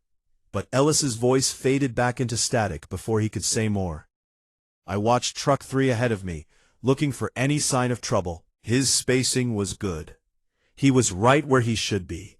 At 2:53, I made the mistake of looking at my side mirror instead of my rear view. The pickup was still there, but now I could see it more clearly, and something was wrong with it. The headlights weren't quite right. They flickered and pulsed in a way that normal headlights didn't. and the shape of the vehicle seemed to shift and blur at the edges, like I was looking at it through heat shimmer, even though the desert night was cold. I tore my eyes away and focused on the road ahead, my heart pounding. It's just fatigue, I told myself. Just my eyes playing tricks. Long night, dark road, too much coffee, and not enough sleep. But I knew that wasn't true. At 3 o'clock, Dalton called for another check-in. 1. All systems green. 2. Oil pressure still fluctuating, but manageable. 3. Ellis's voice was clearer now. 3. No issues. 4. I hesitated. Should I mention the pickup again? Should I tell them what I'd seen in the mirror? The impossible headlights? The shifting shape? Or respond? Copy, I said. All good. But it wasn't all good. Something was very wrong, and I was the only one who could see it. At 3:17, we passed through the town of Lone Pine. A small cluster of buildings sleeping in the darkness beneath the shadow of Mount Whitney. The convoy didn't stop, didn't even slow down, just rolled through like we were invisible. The pickup followed us through town, still maintaining that 100-yard distance, still pulsing with those wrong headlights. At 3:22, my CB crackled again, and this time the voice that came through was clear. It was my voice. "For the convoy," my voice said, though I wasn't touching the mic. I see it now. I understand. I grabbed the CB, my hands shaking. That's not me. I'm not transmitting. Dalton's voice came back. "You just reported in. What do you mean it's not you? Someone's using my call sign." Or, "Calm down. Nobody's using your for the convoy." My voice interrupted again. Perfectly calm, perfectly steady. The last truck always sees it first. That's the rule. Sees what? I shouted at the radio, though I knew the voice couldn't hear me. Or maybe it could. Maybe it heard everything I thought, everything I felt. "Or you're breaking up," Dalton said. "Repeat your last." The transmission cut off, replaced by static. I looked in my rearview mirror. The pickup was right there, 100 yards back. Those flickering headlights, illuminating the inside of my cab with a pulsing, sickly light. And for just a moment, I saw the driver. It was me, sitting behind the wheel of that impossible pickup truck. Hands at 10 and 2, eyes locked on the back of my trailer. My own face, expressionless, watching myself with the cold intensity of a predator studying prey. I jerked my eyes back to the road, my whole body shaking. This wasn't real. I was losing my mind, hallucinating, experiencing some kind of psychotic break brought on by stress and exhaustion. But when I looked in the mirror again, the pickup was still there, and my doppelganger was still driving it, still following me through the endless desert night. At 3:30, Dalton called for another check-in. His voice sounded distant now, like he was calling from very far away. 1. Status. Static washed over the channel, making his words almost unintelligible. 2. Oil pressure. Critical. More static. 3. Ellis's voice was fading in and out. Can't much longer. And then clears a bell. 4 to convoy. The last truck always sees it first, because the last truck is already alone. I didn't say that. I hadn't touched my mic, but the voice was mine, and the words rang with a terrible truth that I didn't want to acknowledge. At 3:47, I realized I couldn't see truck 3 anymore. Ellis's taillights were gone. The road ahead was empty, just darkness, and the center line stretching into infinity. I grabbed the CB4 to convoy. "I've lost visual on 3. Where is everyone?" No response, just static. "Lead, respond. Garrett, Ellis, someone respond." The static resolved into my own voice. "You're alone now. You've been alone for a while. You just didn't want to admit it." "That's not true. I can see." But what could I see? I looked out my windshield, searching for any sign of the convoy, and found nothing. No taillights ahead, no headlights in my mirrors, except for the pickup that couldn't be real. No, wait, the pickup. I looked at my mirrors, and the truck was closer now. 50 yards back. Close enough that I could see the details. The make and model that exactly matched my personal pickup. The one I'd left parked in a storage lot 3 states away. The license plate that bore my registration. And behind the wheel, I could see myself clearly now. Not a reflection. Not a trick of light. Another me. Another Wyatt Reeves, driving another truck through another version of this same dark highway. At force sagged, though I wasn't sure time meant anything anymore. My CB crackled with Dalton's voice, but it sounded wrong, distorted, like a recording played at the wrong speed. Convoy check. Everyone's status. I opened my mouth to respond, but my doppelganger beat me to it. 4. All good, my voice said through the CB. Maintaining position, no issues. You're not me, I shouted at the radio. But maybe I was. Maybe that was the truth I'd been avoiding. Maybe I was the one following, not the one being followed. Maybe I'd been the ghost truck all along, trailing a convoy that had left me behind hours ago. Too stubborn or too stupid to realize I was already gone. The highway stretched on into darkness, and I drove into it, watching my mirrors, watching myself follow myself through a desert that had no end, as part of a convoy that may have never existed at all. And somewhere ahead, or maybe behind, or maybe in some direction that had no name, the other trucks drove on, unaware that their 4th position had been empty for miles. Or maybe they knew. Maybe they'd always known. Maybe that's why nobody volunteers to be the last truck in line. The sun should have started rising by now. I checked my dashboard clock, 4:47 a.m., and did the math. We'd left Bakersfield at midnight, nearly 5 hours of driving through the Owens Valley, which meant we should be approaching the Nevada border, and the eastern sky should be showing at least a hint of gray, the promise of dawn. But when I looked out my windshield, the darkness was absolute. No stars, no moon, no distant glow of civilization. Just black emptiness that pressed against my headlights like a physical thing, like I was driving through ink. The pickup truck behind me was still there, closer now, maybe 30 yards back. Close enough that I could see my own reflection in its windshield, though that didn't make sense geometrically. But nothing made sense anymore, so I'd stopped trying to rationalize it. My CB had been silent for over 20 minutes. No check-ins from Dalton, no nervous chatter from Garrett, no calm confirmations from Ellis. Just static, and the occasional burst of interference that sounded like words played backward. I tried one more time. 4 to Convoy. Anyone copy? The static shifted, and for a moment I thought I heard something. A voice, maybe multiple voices, all talking at once in a language I didn't recognize. Then it faded back into white noise. I was gripping the steering wheel so hard my knuckles had gone white. My shoulders ached from tension, and I realized I hadn't relaxed my posture in over an hour.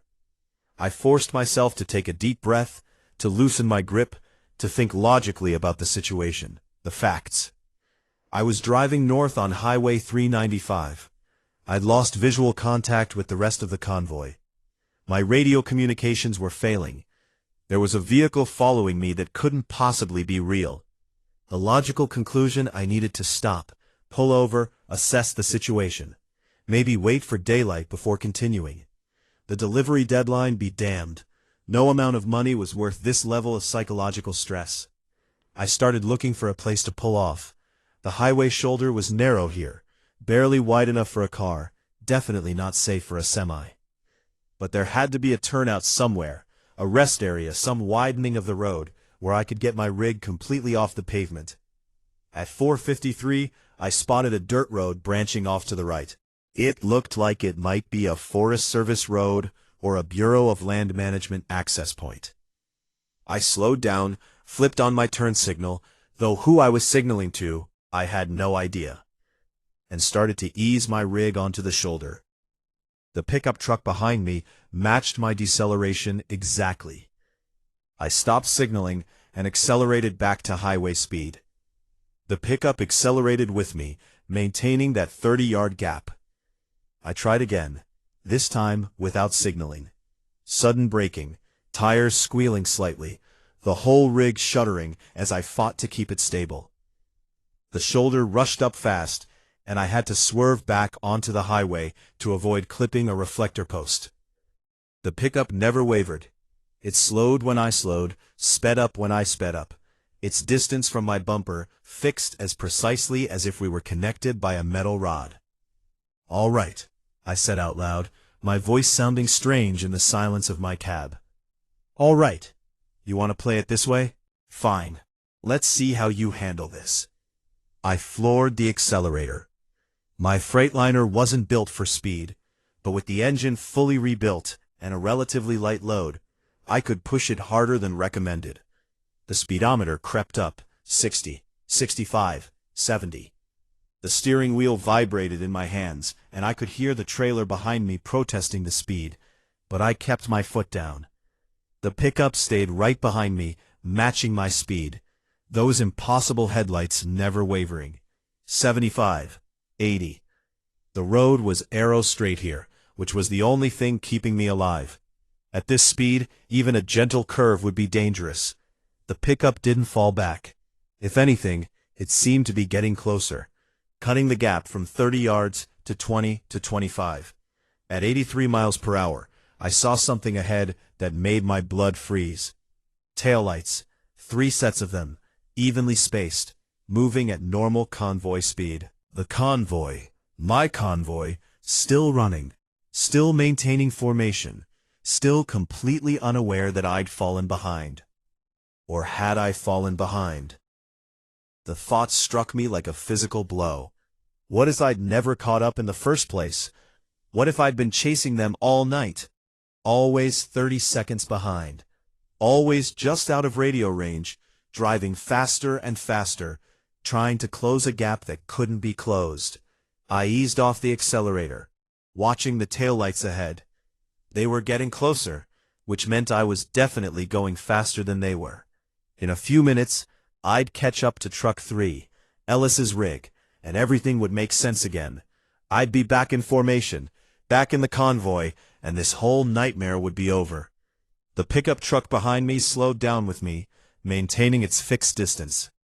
I was within a quarter mile of the convoy when Ellis's taillights flickered. Just once, just for a second, but in that flicker, I saw something that didn't make sense. The truck wasn't a Mack. It was a Peterbilt. Dalton's Peterbilt. I blinked, and when I looked again, it was a Mack again. Ellis's truck. Everything normal. But I'd seen what I'd seen. I closed the gap to 50 yards, then 25. Then I was right behind Truck 3, close enough to read the license plate, close enough to see the wear on the mud flaps. And the truck flickered again. Peterbilt, then Mack, then Kenworth, then back to Mack. Cycling through all 3 trucks in the convoy like a shuffled deck of cards. Never settling, never staying consistent. I grabbed my CB mic. 4-3. Ellis, you copy? The truck ahead of me, whatever it really was, didn't respond. But its taillights flashed 3 times in rapid succession. Not a brake tap, not a turn signal, just flashing like Morse code, like a warning. I dropped back, putting some space between us. The truck stopped flickering and settled back into being Ellis's Mack. Except I knew it wasn't normal at all. At 5:07 a.m., my dashboard clock suddenly jumped forward to 5:33. I stared at it, watched the minutes tick forward normally. 5:34, 5:35. But I'd lost 26 minutes somewhere. 26 minutes that had just vanished, skipped like a scratched CD. "Peport a convoy," I said into the CB, not really expecting a response. "Time anomaly. My clock just jumped forward. Anyone else experiencing check-in?" Dalton's voice cut through the static. "1 status 1, all green," Dalton responded to himself. 2, status 2, oil pressure has stabilized, Garrett said, but his voice sounded flat, emotionless, like he was reading from a script. 3, status 3, no issues, Ellis said in that same flat tone. 4, status. I waited for my own voice to respond, for my doppelganger in the pickup to claim my position, but there was only silence. More silence. Or is non-responsive, Dalton said. Continuing with 3-truck convoy. Next check at 0600. The radio went quiet. They couldn't hear me. Or they could hear me, but they thought someone else was truck 4. Or there was no truck 4 anymore. Had never been a truck 4, and I was just a ghost following them through the darkness. I looked in my rearview mirror. The pickup was still there, still following. And now I could see the driver clearly, illuminated by the glow of the dashboard lights. It was me, but not quite. Close enough to pass as my reflection, but wrong in small ways. The set of the jaw was different. The eyes were too wide, too intense. The hands on the wheel were positioned at 11 and 1, instead of 10 and 2. And it was smiling. I don't smile when I drive. Nobody does. But this thing wearing my face was grinning like it knew a secret, like it was in on a joke that I hadn't figured out yet.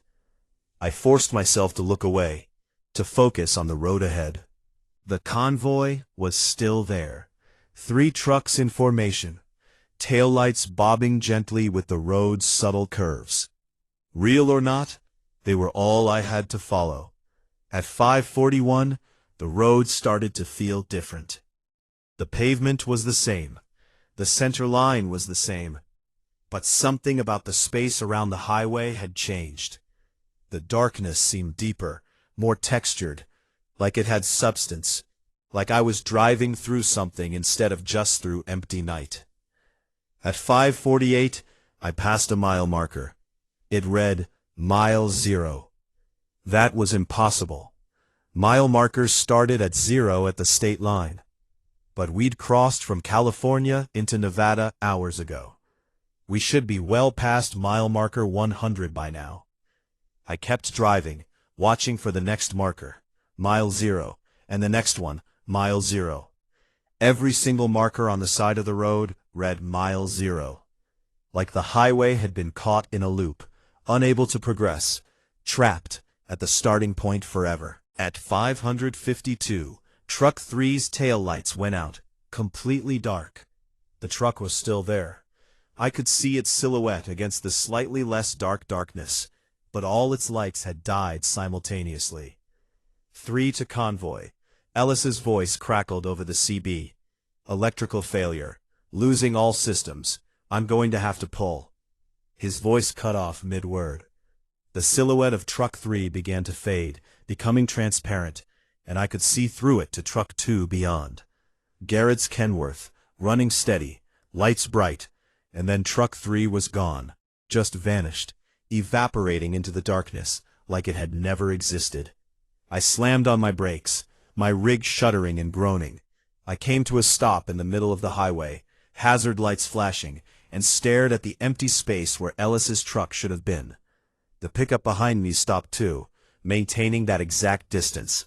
I grabbed my CB. 4 to Convoy. Truck 3 just disappeared. Ellis is gone. Dalton. Garrett. Someone respond. Ellis vanished right in front of me. Static. Then, Convoy check 1. Status 1. All green. 2. Status 2. No issues. Continuing with 2-truck convoy. Next check at 0630. They were down to 2 trucks now.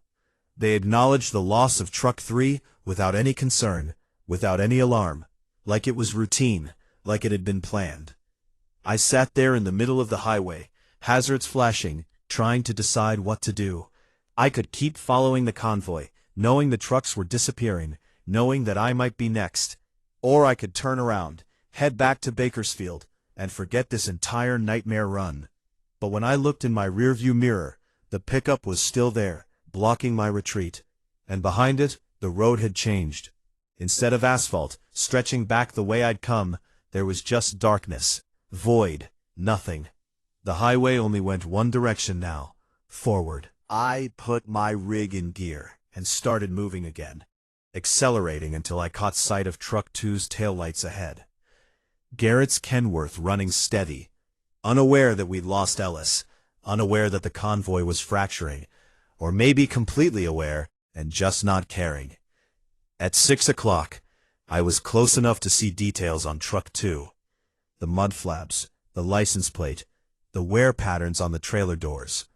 Everything looked normal, real, solid. Then Garrett's truck flickered just like Ellis's had. Peterbilt, then Kenworth, then nothing, then Kenworth again. Unstable, failing. 4-2, I said into the CB. Garrett, if you can hear me, you need to convoy check. Dalton's voice interrupted. 1 status. 1 all green. 2 status. Silence. 2 respond immediately. More silence. 2 is non-responsive. Continuing with single truck. Next check at 7 o'clock. Single truck. Dalton was acknowledging that he was alone now. The convoy had collapsed down to just the lead vehicle, and he was going to complete the run by himself. Or maybe he'd always been alone. Maybe the convoy had never existed, and we'd all just been shadows following him, believing we were part of something real. I watched Truck 2 ahead of me. It was flickering faster now, cycling through different forms every few seconds. Kenworth, Peterbilt, Mack, something that wasn't any truck I recognized, something with too many wheels and lights that didn't belong on any vehicle. And then at 6:04, it disappeared. One moment it was there, solid and real. The next moment, nothing. Just empty highway and the distant taillights of Truck 1, miles ahead now. Pulling away faster than I could possibly catch up. I was alone. No, not alone. I looked in my mirror, and the pickup was still there, closer than ever, maybe 20 yards back now. Close enough that I could see my doppelganger's eyes in the rearview mirror. See the wrongness in them. See the hunger. You're not me, I said out loud. The CB crackled. My voice came through. Are you sure? How do you know which one of us is real? I'm driving my truck. I'm in my body. I'm real. Or I'm driving my truck and you're the shadow. You're the thing that follows. You're the ghost that doesn't know it's dead. I'm not dead. Then why can't they hear you? Why did they drop you from the convoy count? Why are you still here when everyone else has moved on? I didn't have an answer to that. At 6:17, I passed another mile marker. Still, mile 0. At 6:23, my fuel gauge dropped to empty. Just dropped instantly from 3/4 full to the red line. But the engine kept running. Didn't sputter. Didn't show any sign of fuel starvation. At 6:29, I caught up to Truck 1, Dalton's Peterbilt, running steady in the darkness.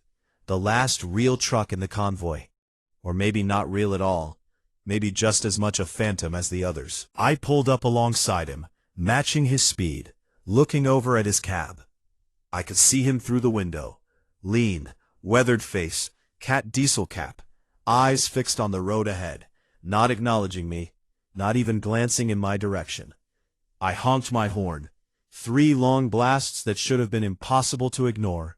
He didn't react, just kept driving, steady as a metronome, like I wasn't there at all. I grabbed my CB to lead.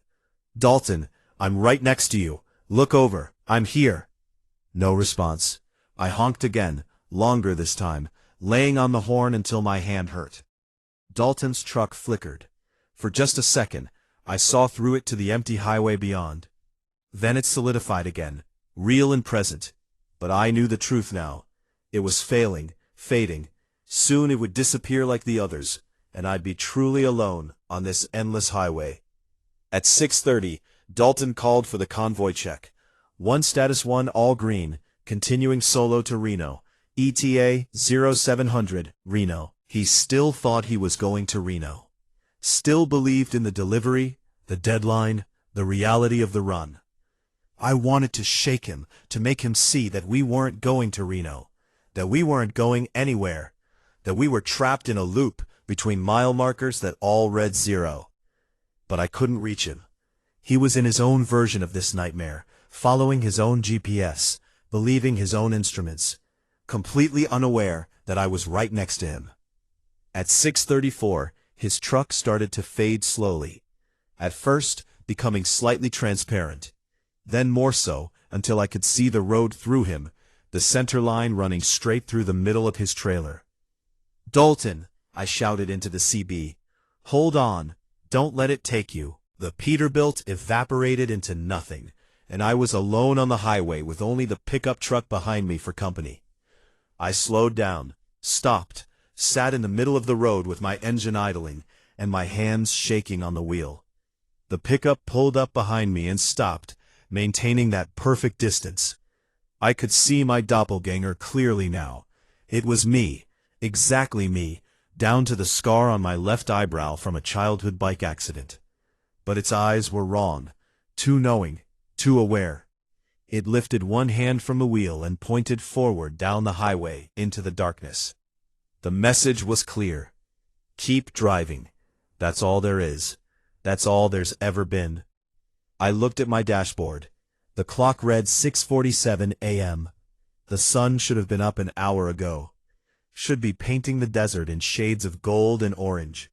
For the darkness was absolute, eternal, and I was alone in it, except for my own shadow. At 6:52, I put the truck in gear and started driving again. Because what else could I do? The highway stretched ahead, identical to every mile I'd already driven, identical to every mile I would ever drive. Mile marker 0 repeated endlessly on both sides of the road. And in my mirror, the pickup followed, always there, always watching, always waiting for me to realize the truth, that I was the last truck in line, and the last truck is always alone. Time had lost all meaning. My dashboard clock cycled through random numbers. 6:47, then 3:22, then 9:15, then back to 3:33. It would freeze for long stretches, then jump forward or backward in chunks that made no sense. I stopped trying to track it. No hint of dawn, no stars, no moon, just black emptiness beyond the reach of my headlights, and the highway rolling out beneath me like a treadmill going nowhere forever. I'd been driving for what felt like hours since Dalton's truck disappeared, or maybe minutes, or maybe days.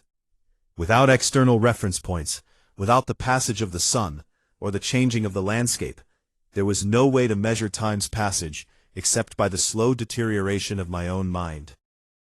The pickup truck was still behind me, always behind me. My doppelganger drove with inhuman patience, never speeding up, never falling back, never showing any sign of fatigue or boredom or doubt. I tried everything to lose it.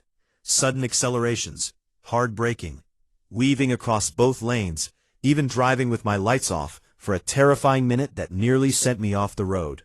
Nothing worked. The pickup matched every maneuver perfectly, like it was reading my thoughts before I executed them. Maybe it was. At some point, the clock read 4:17, though that meant nothing. I tried an experiment. I said out loud without touching the CB, "If you can hear me, flash your lights 3 times. The pickup's headlights flashed. 1, 2, 3. My heart sank. It wasn't just following me. It was listening, watching, aware of everything I did, everything I thought. "What are you?" I asked the darkness. The CB crackled. My voice came through. "I'm what you become when you realize the truth. I'm the part of you that understands this highway never ends, that the convoy was always a fiction, that you've been alone from the beginning. I'm waiting for you to accept it." "Accept what?" "That you're already me. You're already here. This conversation you think you're having it with yourself. You're remembering me. You're looking back at where you've already been." I punched the steering wheel hard enough to hurt my hand. That doesn't make any sense. I'm here now, driving north. I'm heading somewhere. Where? Name your destination. Reno, the delivery. The client needs what client? What company? What cargo are you carrying? I opened my mouth to answer, and realized I couldn't remember. I knew I was hauling electronics, computer components, something for a product launch, but I couldn't visualize the boxes. Couldn't recall the company name from the paperwork. Couldn't remember a single specific detail about what was in my trailer. "It's in the manifest," I said. "The paperwork, it's all there." "Then look at it. Pull over and check your paperwork. Tell me what it says." I didn't want to stop. Stopping felt dangerous, like if I lost my momentum, I'd never start moving again. But I also couldn't shake the growing dread that the voice was right, that I'd been hauling nothing, heading nowhere since the beginning. I pulled over onto the shoulder. There was plenty of room now, the road having widened at some point to accommodate vehicles much larger than mine. I put the truck in park, left the engine running, and grabbed my clipboard from the passenger seat. The manifest was there, multiple pages clipped together. I flipped to the cargo description. The page was blank. Not empty, blank, like it had never been printed on. Just clean white paper with the header and footer, but no text in between. I flipped through the other pages. Bill of lading, blank. Instructions, blank. Client contact information, blank. Every single page was empty. "No," I whispered. "No, this isn't right. There was information here. I read it. I checked the cargo against the manifest before we left." "Did you?" my voice asked from the CB. "Or did you just go through the motions? Did you actually read the words? Or did you just see what you expected to see?" I threw the clipboard across the cab. It hit the passenger window and clattered to the floor. In my mirror, the pickup had pulled over behind me, maintaining that exact distance. My doppelganger sat motionless behind the wheel, watching me, waiting. I climbed out of my cab. I shouldn't have done it. Every instinct screamed that leaving the safety of my truck was a mistake. But I had to know. Had to see what was in my trailer. Had to prove that I was carrying something. That this run had purpose and meaning. The air outside was perfectly still. No wind, no sound except the idle of my engine. The temperature was neither hot nor cold. It simply was neutral and unremarkable. I walked back to my trailer, my boots echoing on the asphalt in a way that sounded wrong. The sound didn't fade properly, didn't dissipate into the distance. It just stopped, cut off sharply, like the darkness was absorbing it. The trailer door was sealed, a numbered plastic tag looped through the latch. I examined it in my flashlight beam. The number matched the one on my blank manifest, 47593. At least that was consistent. I broke the seal and opened the door. The trailer was empty, completely, absolutely empty. No pallets, no boxes, no cargo of any kind. Just a hollow aluminum box with tie-down points and wheel wells, and nothing else. I stood there, staring into the empty space, my flashlight beam cutting through the darkness inside, illuminating nothing. "You're hauling shadows," my voice said from somewhere behind me. That's all this convoy ever carried. Shadows and darkness, and the belief that we were going somewhere. I turned around. My doppelganger had gotten out of the pickup and was standing about 20 feet away, hands in pockets, perfectly relaxed. Up close in the beam of my flashlight, I could see the differences more clearly. This thing looked like me, moved like me, sounded like me, but it was hollow somehow, like a photograph instead of a person. Two-dimensional, a projection. "What happened to us?" I asked. "To the convoy? To me? You want the truth? Or the version that lets you keep believing you're still alive?" "The truth." My doppelganger smiled. "There is no truth. There's only what you choose to believe. But I'll tell you what I believe, which is maybe the same as truth in a place like this." It started walking toward me. I held my ground, though every nerve in my body screamed to run. "I believe we never left Bakersfield," it said. "I believe something happened in that industrial park at midnight. Something wrong? Something impossible.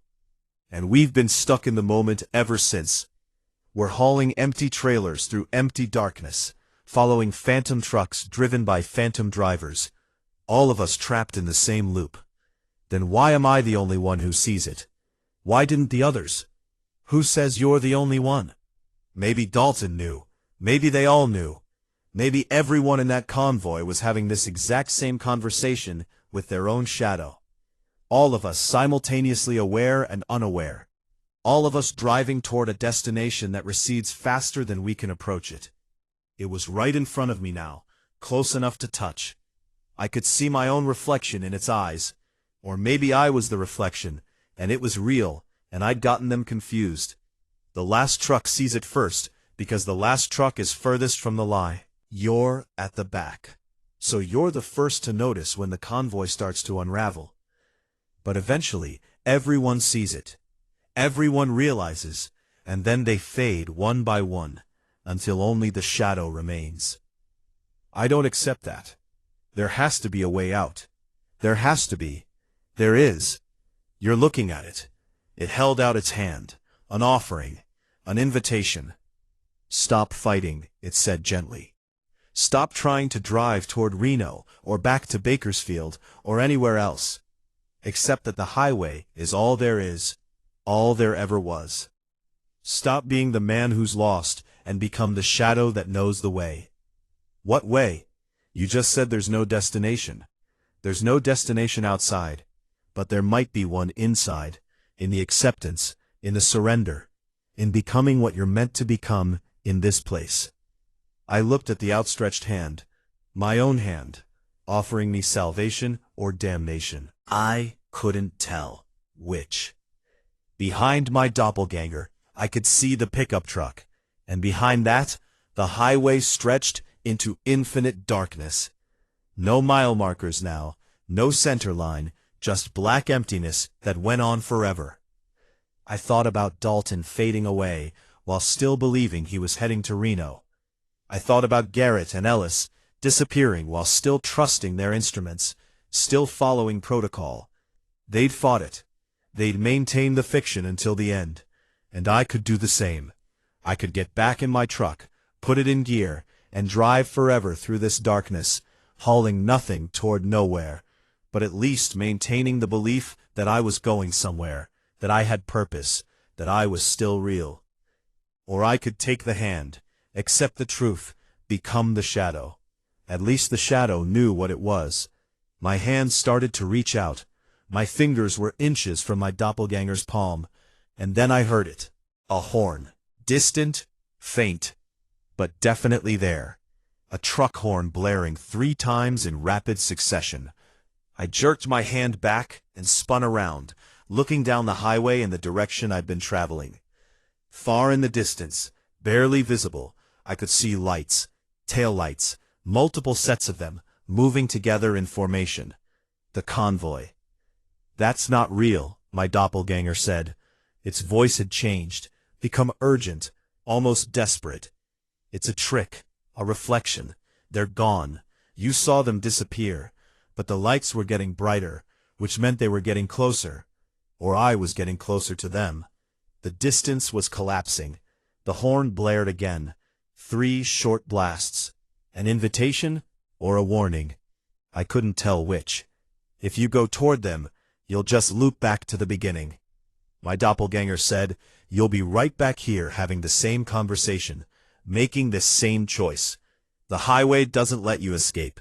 It only lets you choose how you experience the trap. Maybe, I said, but I'd rather be trapped trying to reach something than trapped accepting nothing. I ran back to my cab, yanked open the door, and threw myself into the driver's seat. My hands fumbled with the gear shift, and I could hear my doppelganger shouting something behind me. But I didn't listen. I slammed the door, put the truck in gear, and floored the accelerator. The engine roared. The truck lurched forward, and in my rearview mirror, I saw my doppelganger standing in the middle of the highway, getting smaller and smaller until the darkness swallowed it completely. The pickup truck was gone. The road behind me was empty. I drove toward the distant taillights, and they grew closer with every second. I could make out individual trucks now, 3 of them running in formation, exactly where they should be. My CB crackled to life. Status check. Dalton's voice clear and steady. 1. All green. 2. No issues, Garrett said. 3. Maintaining position, Ellis confirmed. A long pause then. Or, Hayes, you copy? I grabbed the mic, my hand shaking. Or, copy. I'm here. I'm right behind you. Another pause. Longer this time. Hayes, where the hell have you been? You dropped off comms for over an hour. We've been trying to raise you. I looked at my dashboard clock. It read 6:52 a.m., the same time it had read when I'd gotten out of my truck to check the trailer.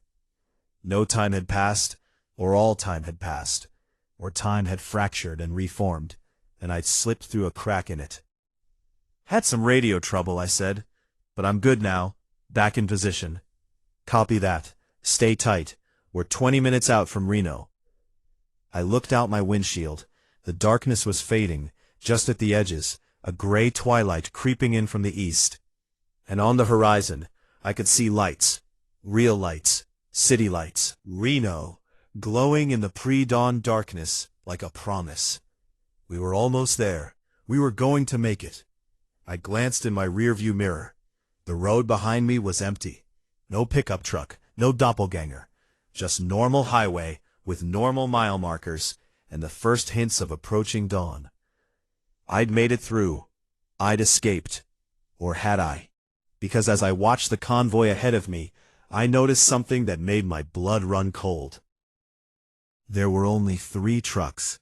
Dalton, Garrett, Ellis, trucks 1, 2, and 3. Where was I in the formation? I was following truck 3, maintaining proper distance, running in the 4th position. But if there were only 3 trucks in the convoy, and I was the 4th truck. 4 to convoy, I said slowly. Quick count check. How many trucks do we have? 3 trucks, Dalton responded immediately. 1, 2, 3. Why? Just confirming, I said. I looked at my mirrors again. Behind me the highway was empty. No Wyatt Reeves hauling electronics to Reno. Because I was truck 4, and truck 4 had been missing for over an hour, which meant the CB crackled. My own voice came through. You chose to keep driving. That's all you needed to do. Accept the pattern. Follow the lights. Don't ask questions. I didn't respond. I couldn't, because I was starting to understand.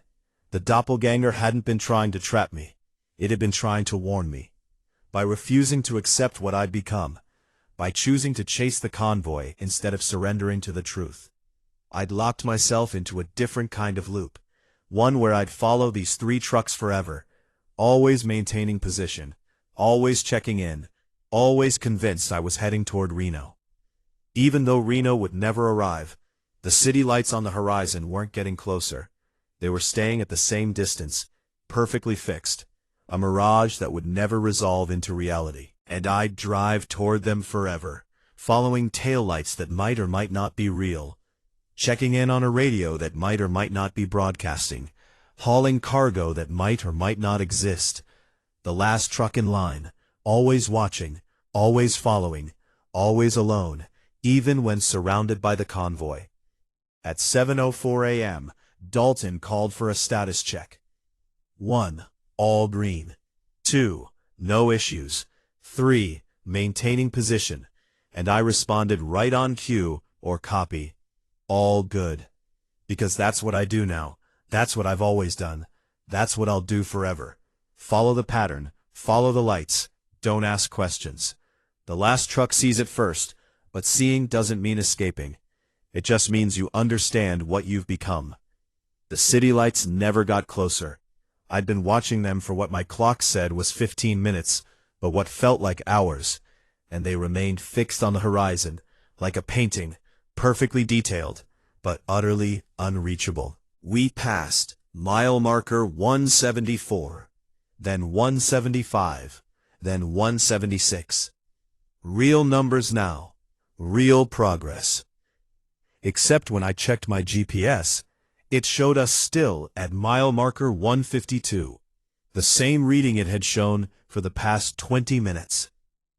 The instruments lie, or they tell the truth. There's no way to know which anymore. The sky was getting lighter, a dull gray. Music. I need to tell you about a convoy I drove in November of 2018. Or maybe I didn't drive it. That's the thing. I'm not entirely sure anymore what really happened that night, and the more I try to piece it together, the less sense any of it makes.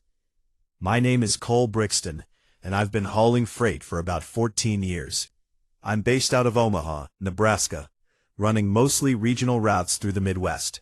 It's steady work, decent pay, and I know the roads well enough that I could probably drive them blindfolded. I'm not the type to see things that aren't there, or make up stories. I'm a practical guy, boring even. My ex-wife used to say I had all the imagination of a parking meter. But what happened that November still haunts me, and I can't explain it, no matter how hard I try. It started with a phone call on November 17th, a Saturday night, around 10:30 p.m. I was at home, watching TV, halfway through a beer, when my cell phone rang. Unknown number, but I answered anyway. In this business, you never know when it might be a dispatcher with a last-minute high-paying run. "Is this Cole Brixton?" A woman's voice, professional, slightly distorted, like she was calling from a bad connection. "Yeah, that's me. Who's this?" "This is Sandra from Midwest Transport Solutions. We have an urgent convoy assignment for tonight. Are you available?" I'd never heard of Midwest Transport Solutions, but that wasn't unusual. The freight industry has hundreds of small companies and brokers, and I'd worked with dozens of different outfits over the years. "Depends on the run and the pay," I said. 6-truck convoy, Omaha to Sioux Falls, South Dakota. Medical supplies and equipment. Client needs delivery by 6 a.m. tomorrow. We're offering $2,000 for the run. I sat up straighter. $2,000 for a 300-mile haul was extremely good money. Suspiciously good. "What's the catch?" I asked. "The client is a hospital network that had a supply chain failure. They need these materials for scheduled surgeries tomorrow morning. Time is critical. So we're paying premium rates for guaranteed overnight delivery." That made sense. Medical facilities didn't run on convenient schedules, and emergency supply runs weren't uncommon. "Who else is in the convoy?" I asked. 5 other experienced drivers. You'd be truck number 4. Lead driver is a man named Jackson Hart. He's done convoy work for us before. I thought about it for maybe 10 seconds. $2,000 was 2 months of mortgage payments. My truck was fueled and ready to go, and Sioux Falls was a straight shot north on I-29. Easy driving, good roads. "I'm in," I said. "Where's the staging point?" "North Omaha Distribution Center off Highway 75. Be there by midnight. Jackson will brief everyone on protocols and timing." "Got it. I'll see you there." "Actually, I won't be there, but Jackson will have all the information you need. Drive safe, Mr. Brixton." She hung up before I could ask any follow-up questions. I looked at the clock. It was 10:37 p.m., which gave me about 80 minutes to get to the staging area. I grabbed my keys, my overnight bag, and headed out to my truck. The drive to the distribution center took 20 minutes. It was a cold November night, temperature in the mid-30s, with a light wind that made it feel colder. The roads were mostly empty, just a few cars and the occasional truck heading to or from the interstate. I pulled into the distribution center at 11:48 p.m. It was a large facility with multiple loading docks and a sizable parking lot. 5 trucks were already there, lined up near the main gate, engines running, exhaust rising into the cold night air. I pulled into the 6th position and killed my engine. As I climbed down from the cab, a man walked over from the lead truck. He was maybe 45, tall and lean, with short graying hair and a weathered face that suggested years of outdoor work. "Cole Brixton?" he asked, extending his hand. "That's me. You must be Jackson. Jackson Hart." "Yeah. Glad you could make it on short notice." He had a firm handshake and direct eye contact. "Let me introduce you to the others." We walked down the line of trucks. The 2nd position was driven by a younger guy named Travis, probably late 20s, with nervous energy and a ready smile. 3rd position was Marcus, an older black man with gray in his beard and calm, intelligent eyes. Fifth position was driven by a woman named Sarah, the first female trucker I'd met in a convoy, though that was becoming more common. Sixth position was handled by a quiet guy named Raymond, who just nodded when introduced. "All right, everyone, gather around," Jackson said once introductions were done. "Let me brief you on the run." We formed a loose circle under the harsh fluorescent lights of the parking lot. Jackson pulled out a tablet and showed us a route map.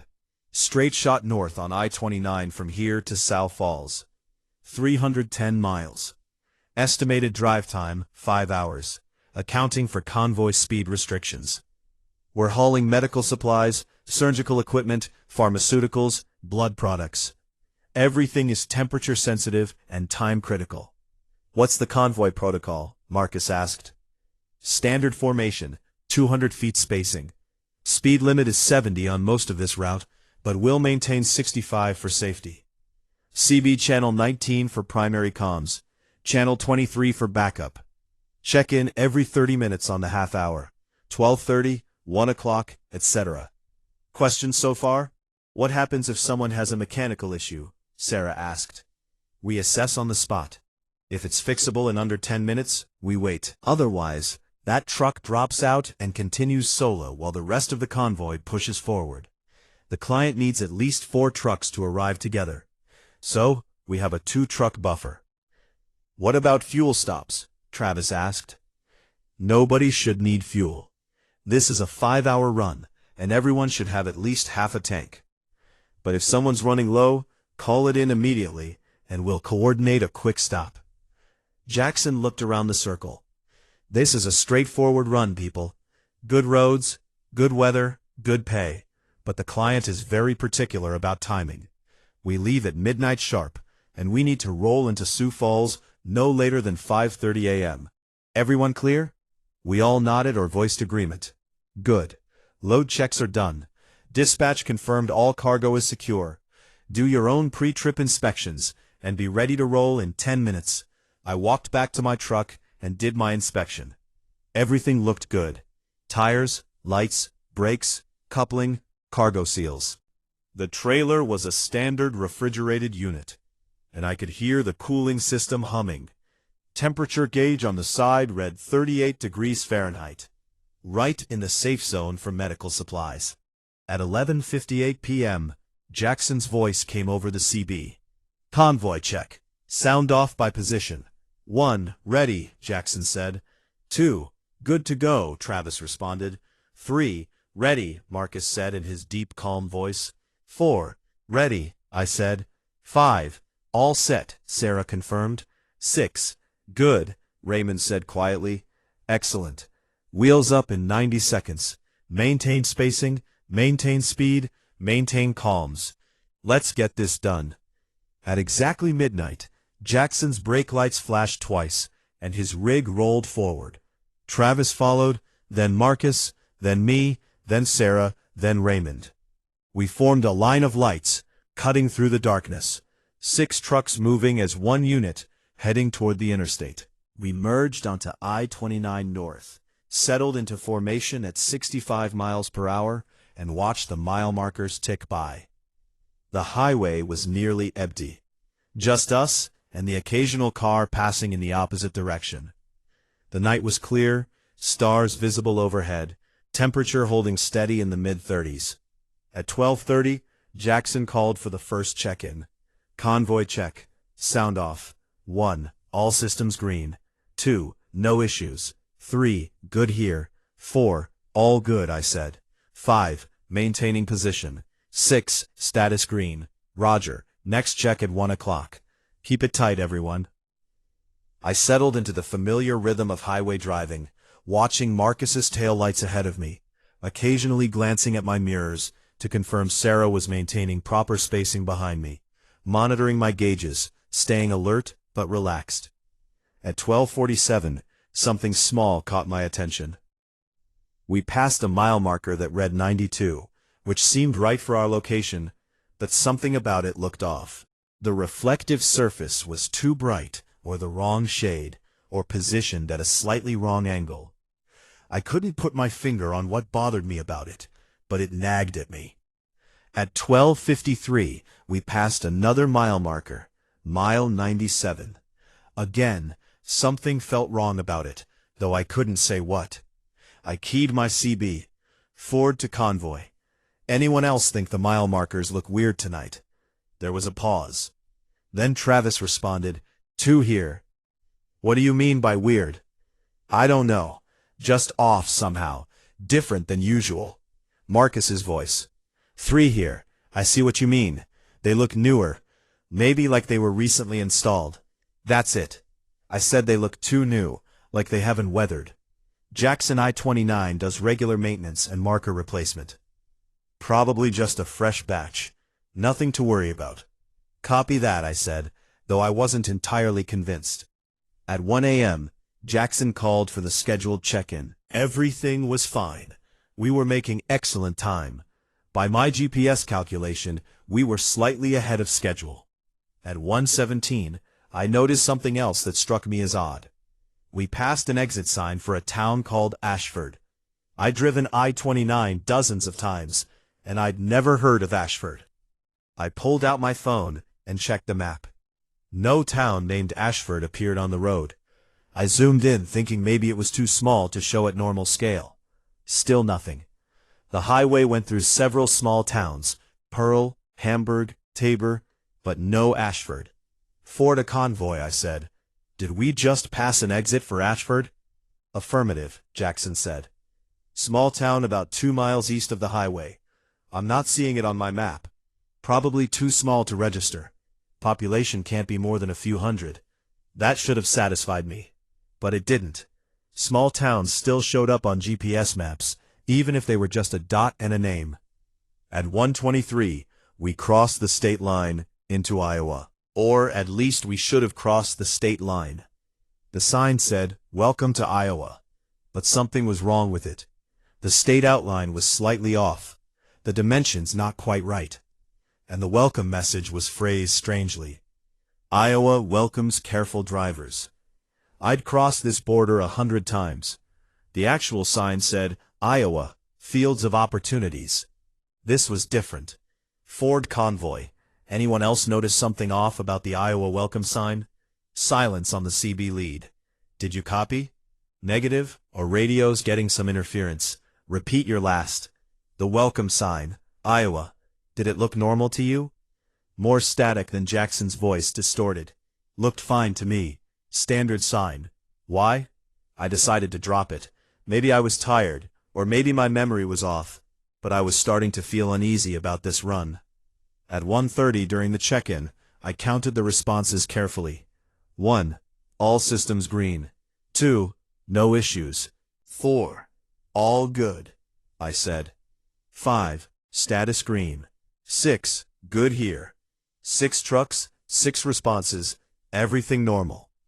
But something in the back of my mind whispered that I should count again, that the numbers didn't add up right somehow. At 1:44, we passed a rest area. The sign said, Rest area 2 miles. But when we reached the supposed location 2 miles later, there was nothing there. No rest area, no exit, no buildings, just highway continuing north through flat Iowa farmland or to lead.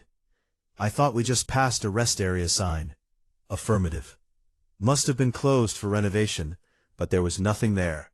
Not even a closed facility. Just nothing. Jackson's voice came back after a long pause. Copy that. Or sometimes they remove the facilities, but leave the signs up temporarily. I wouldn't worry about it. But I was worrying about it because things were starting to add up in a wrong way, and I was beginning to suspect that something was very off about this convoy. At 2 p.m., Jackson called for the check-in. Convoy check. Sound off. 1.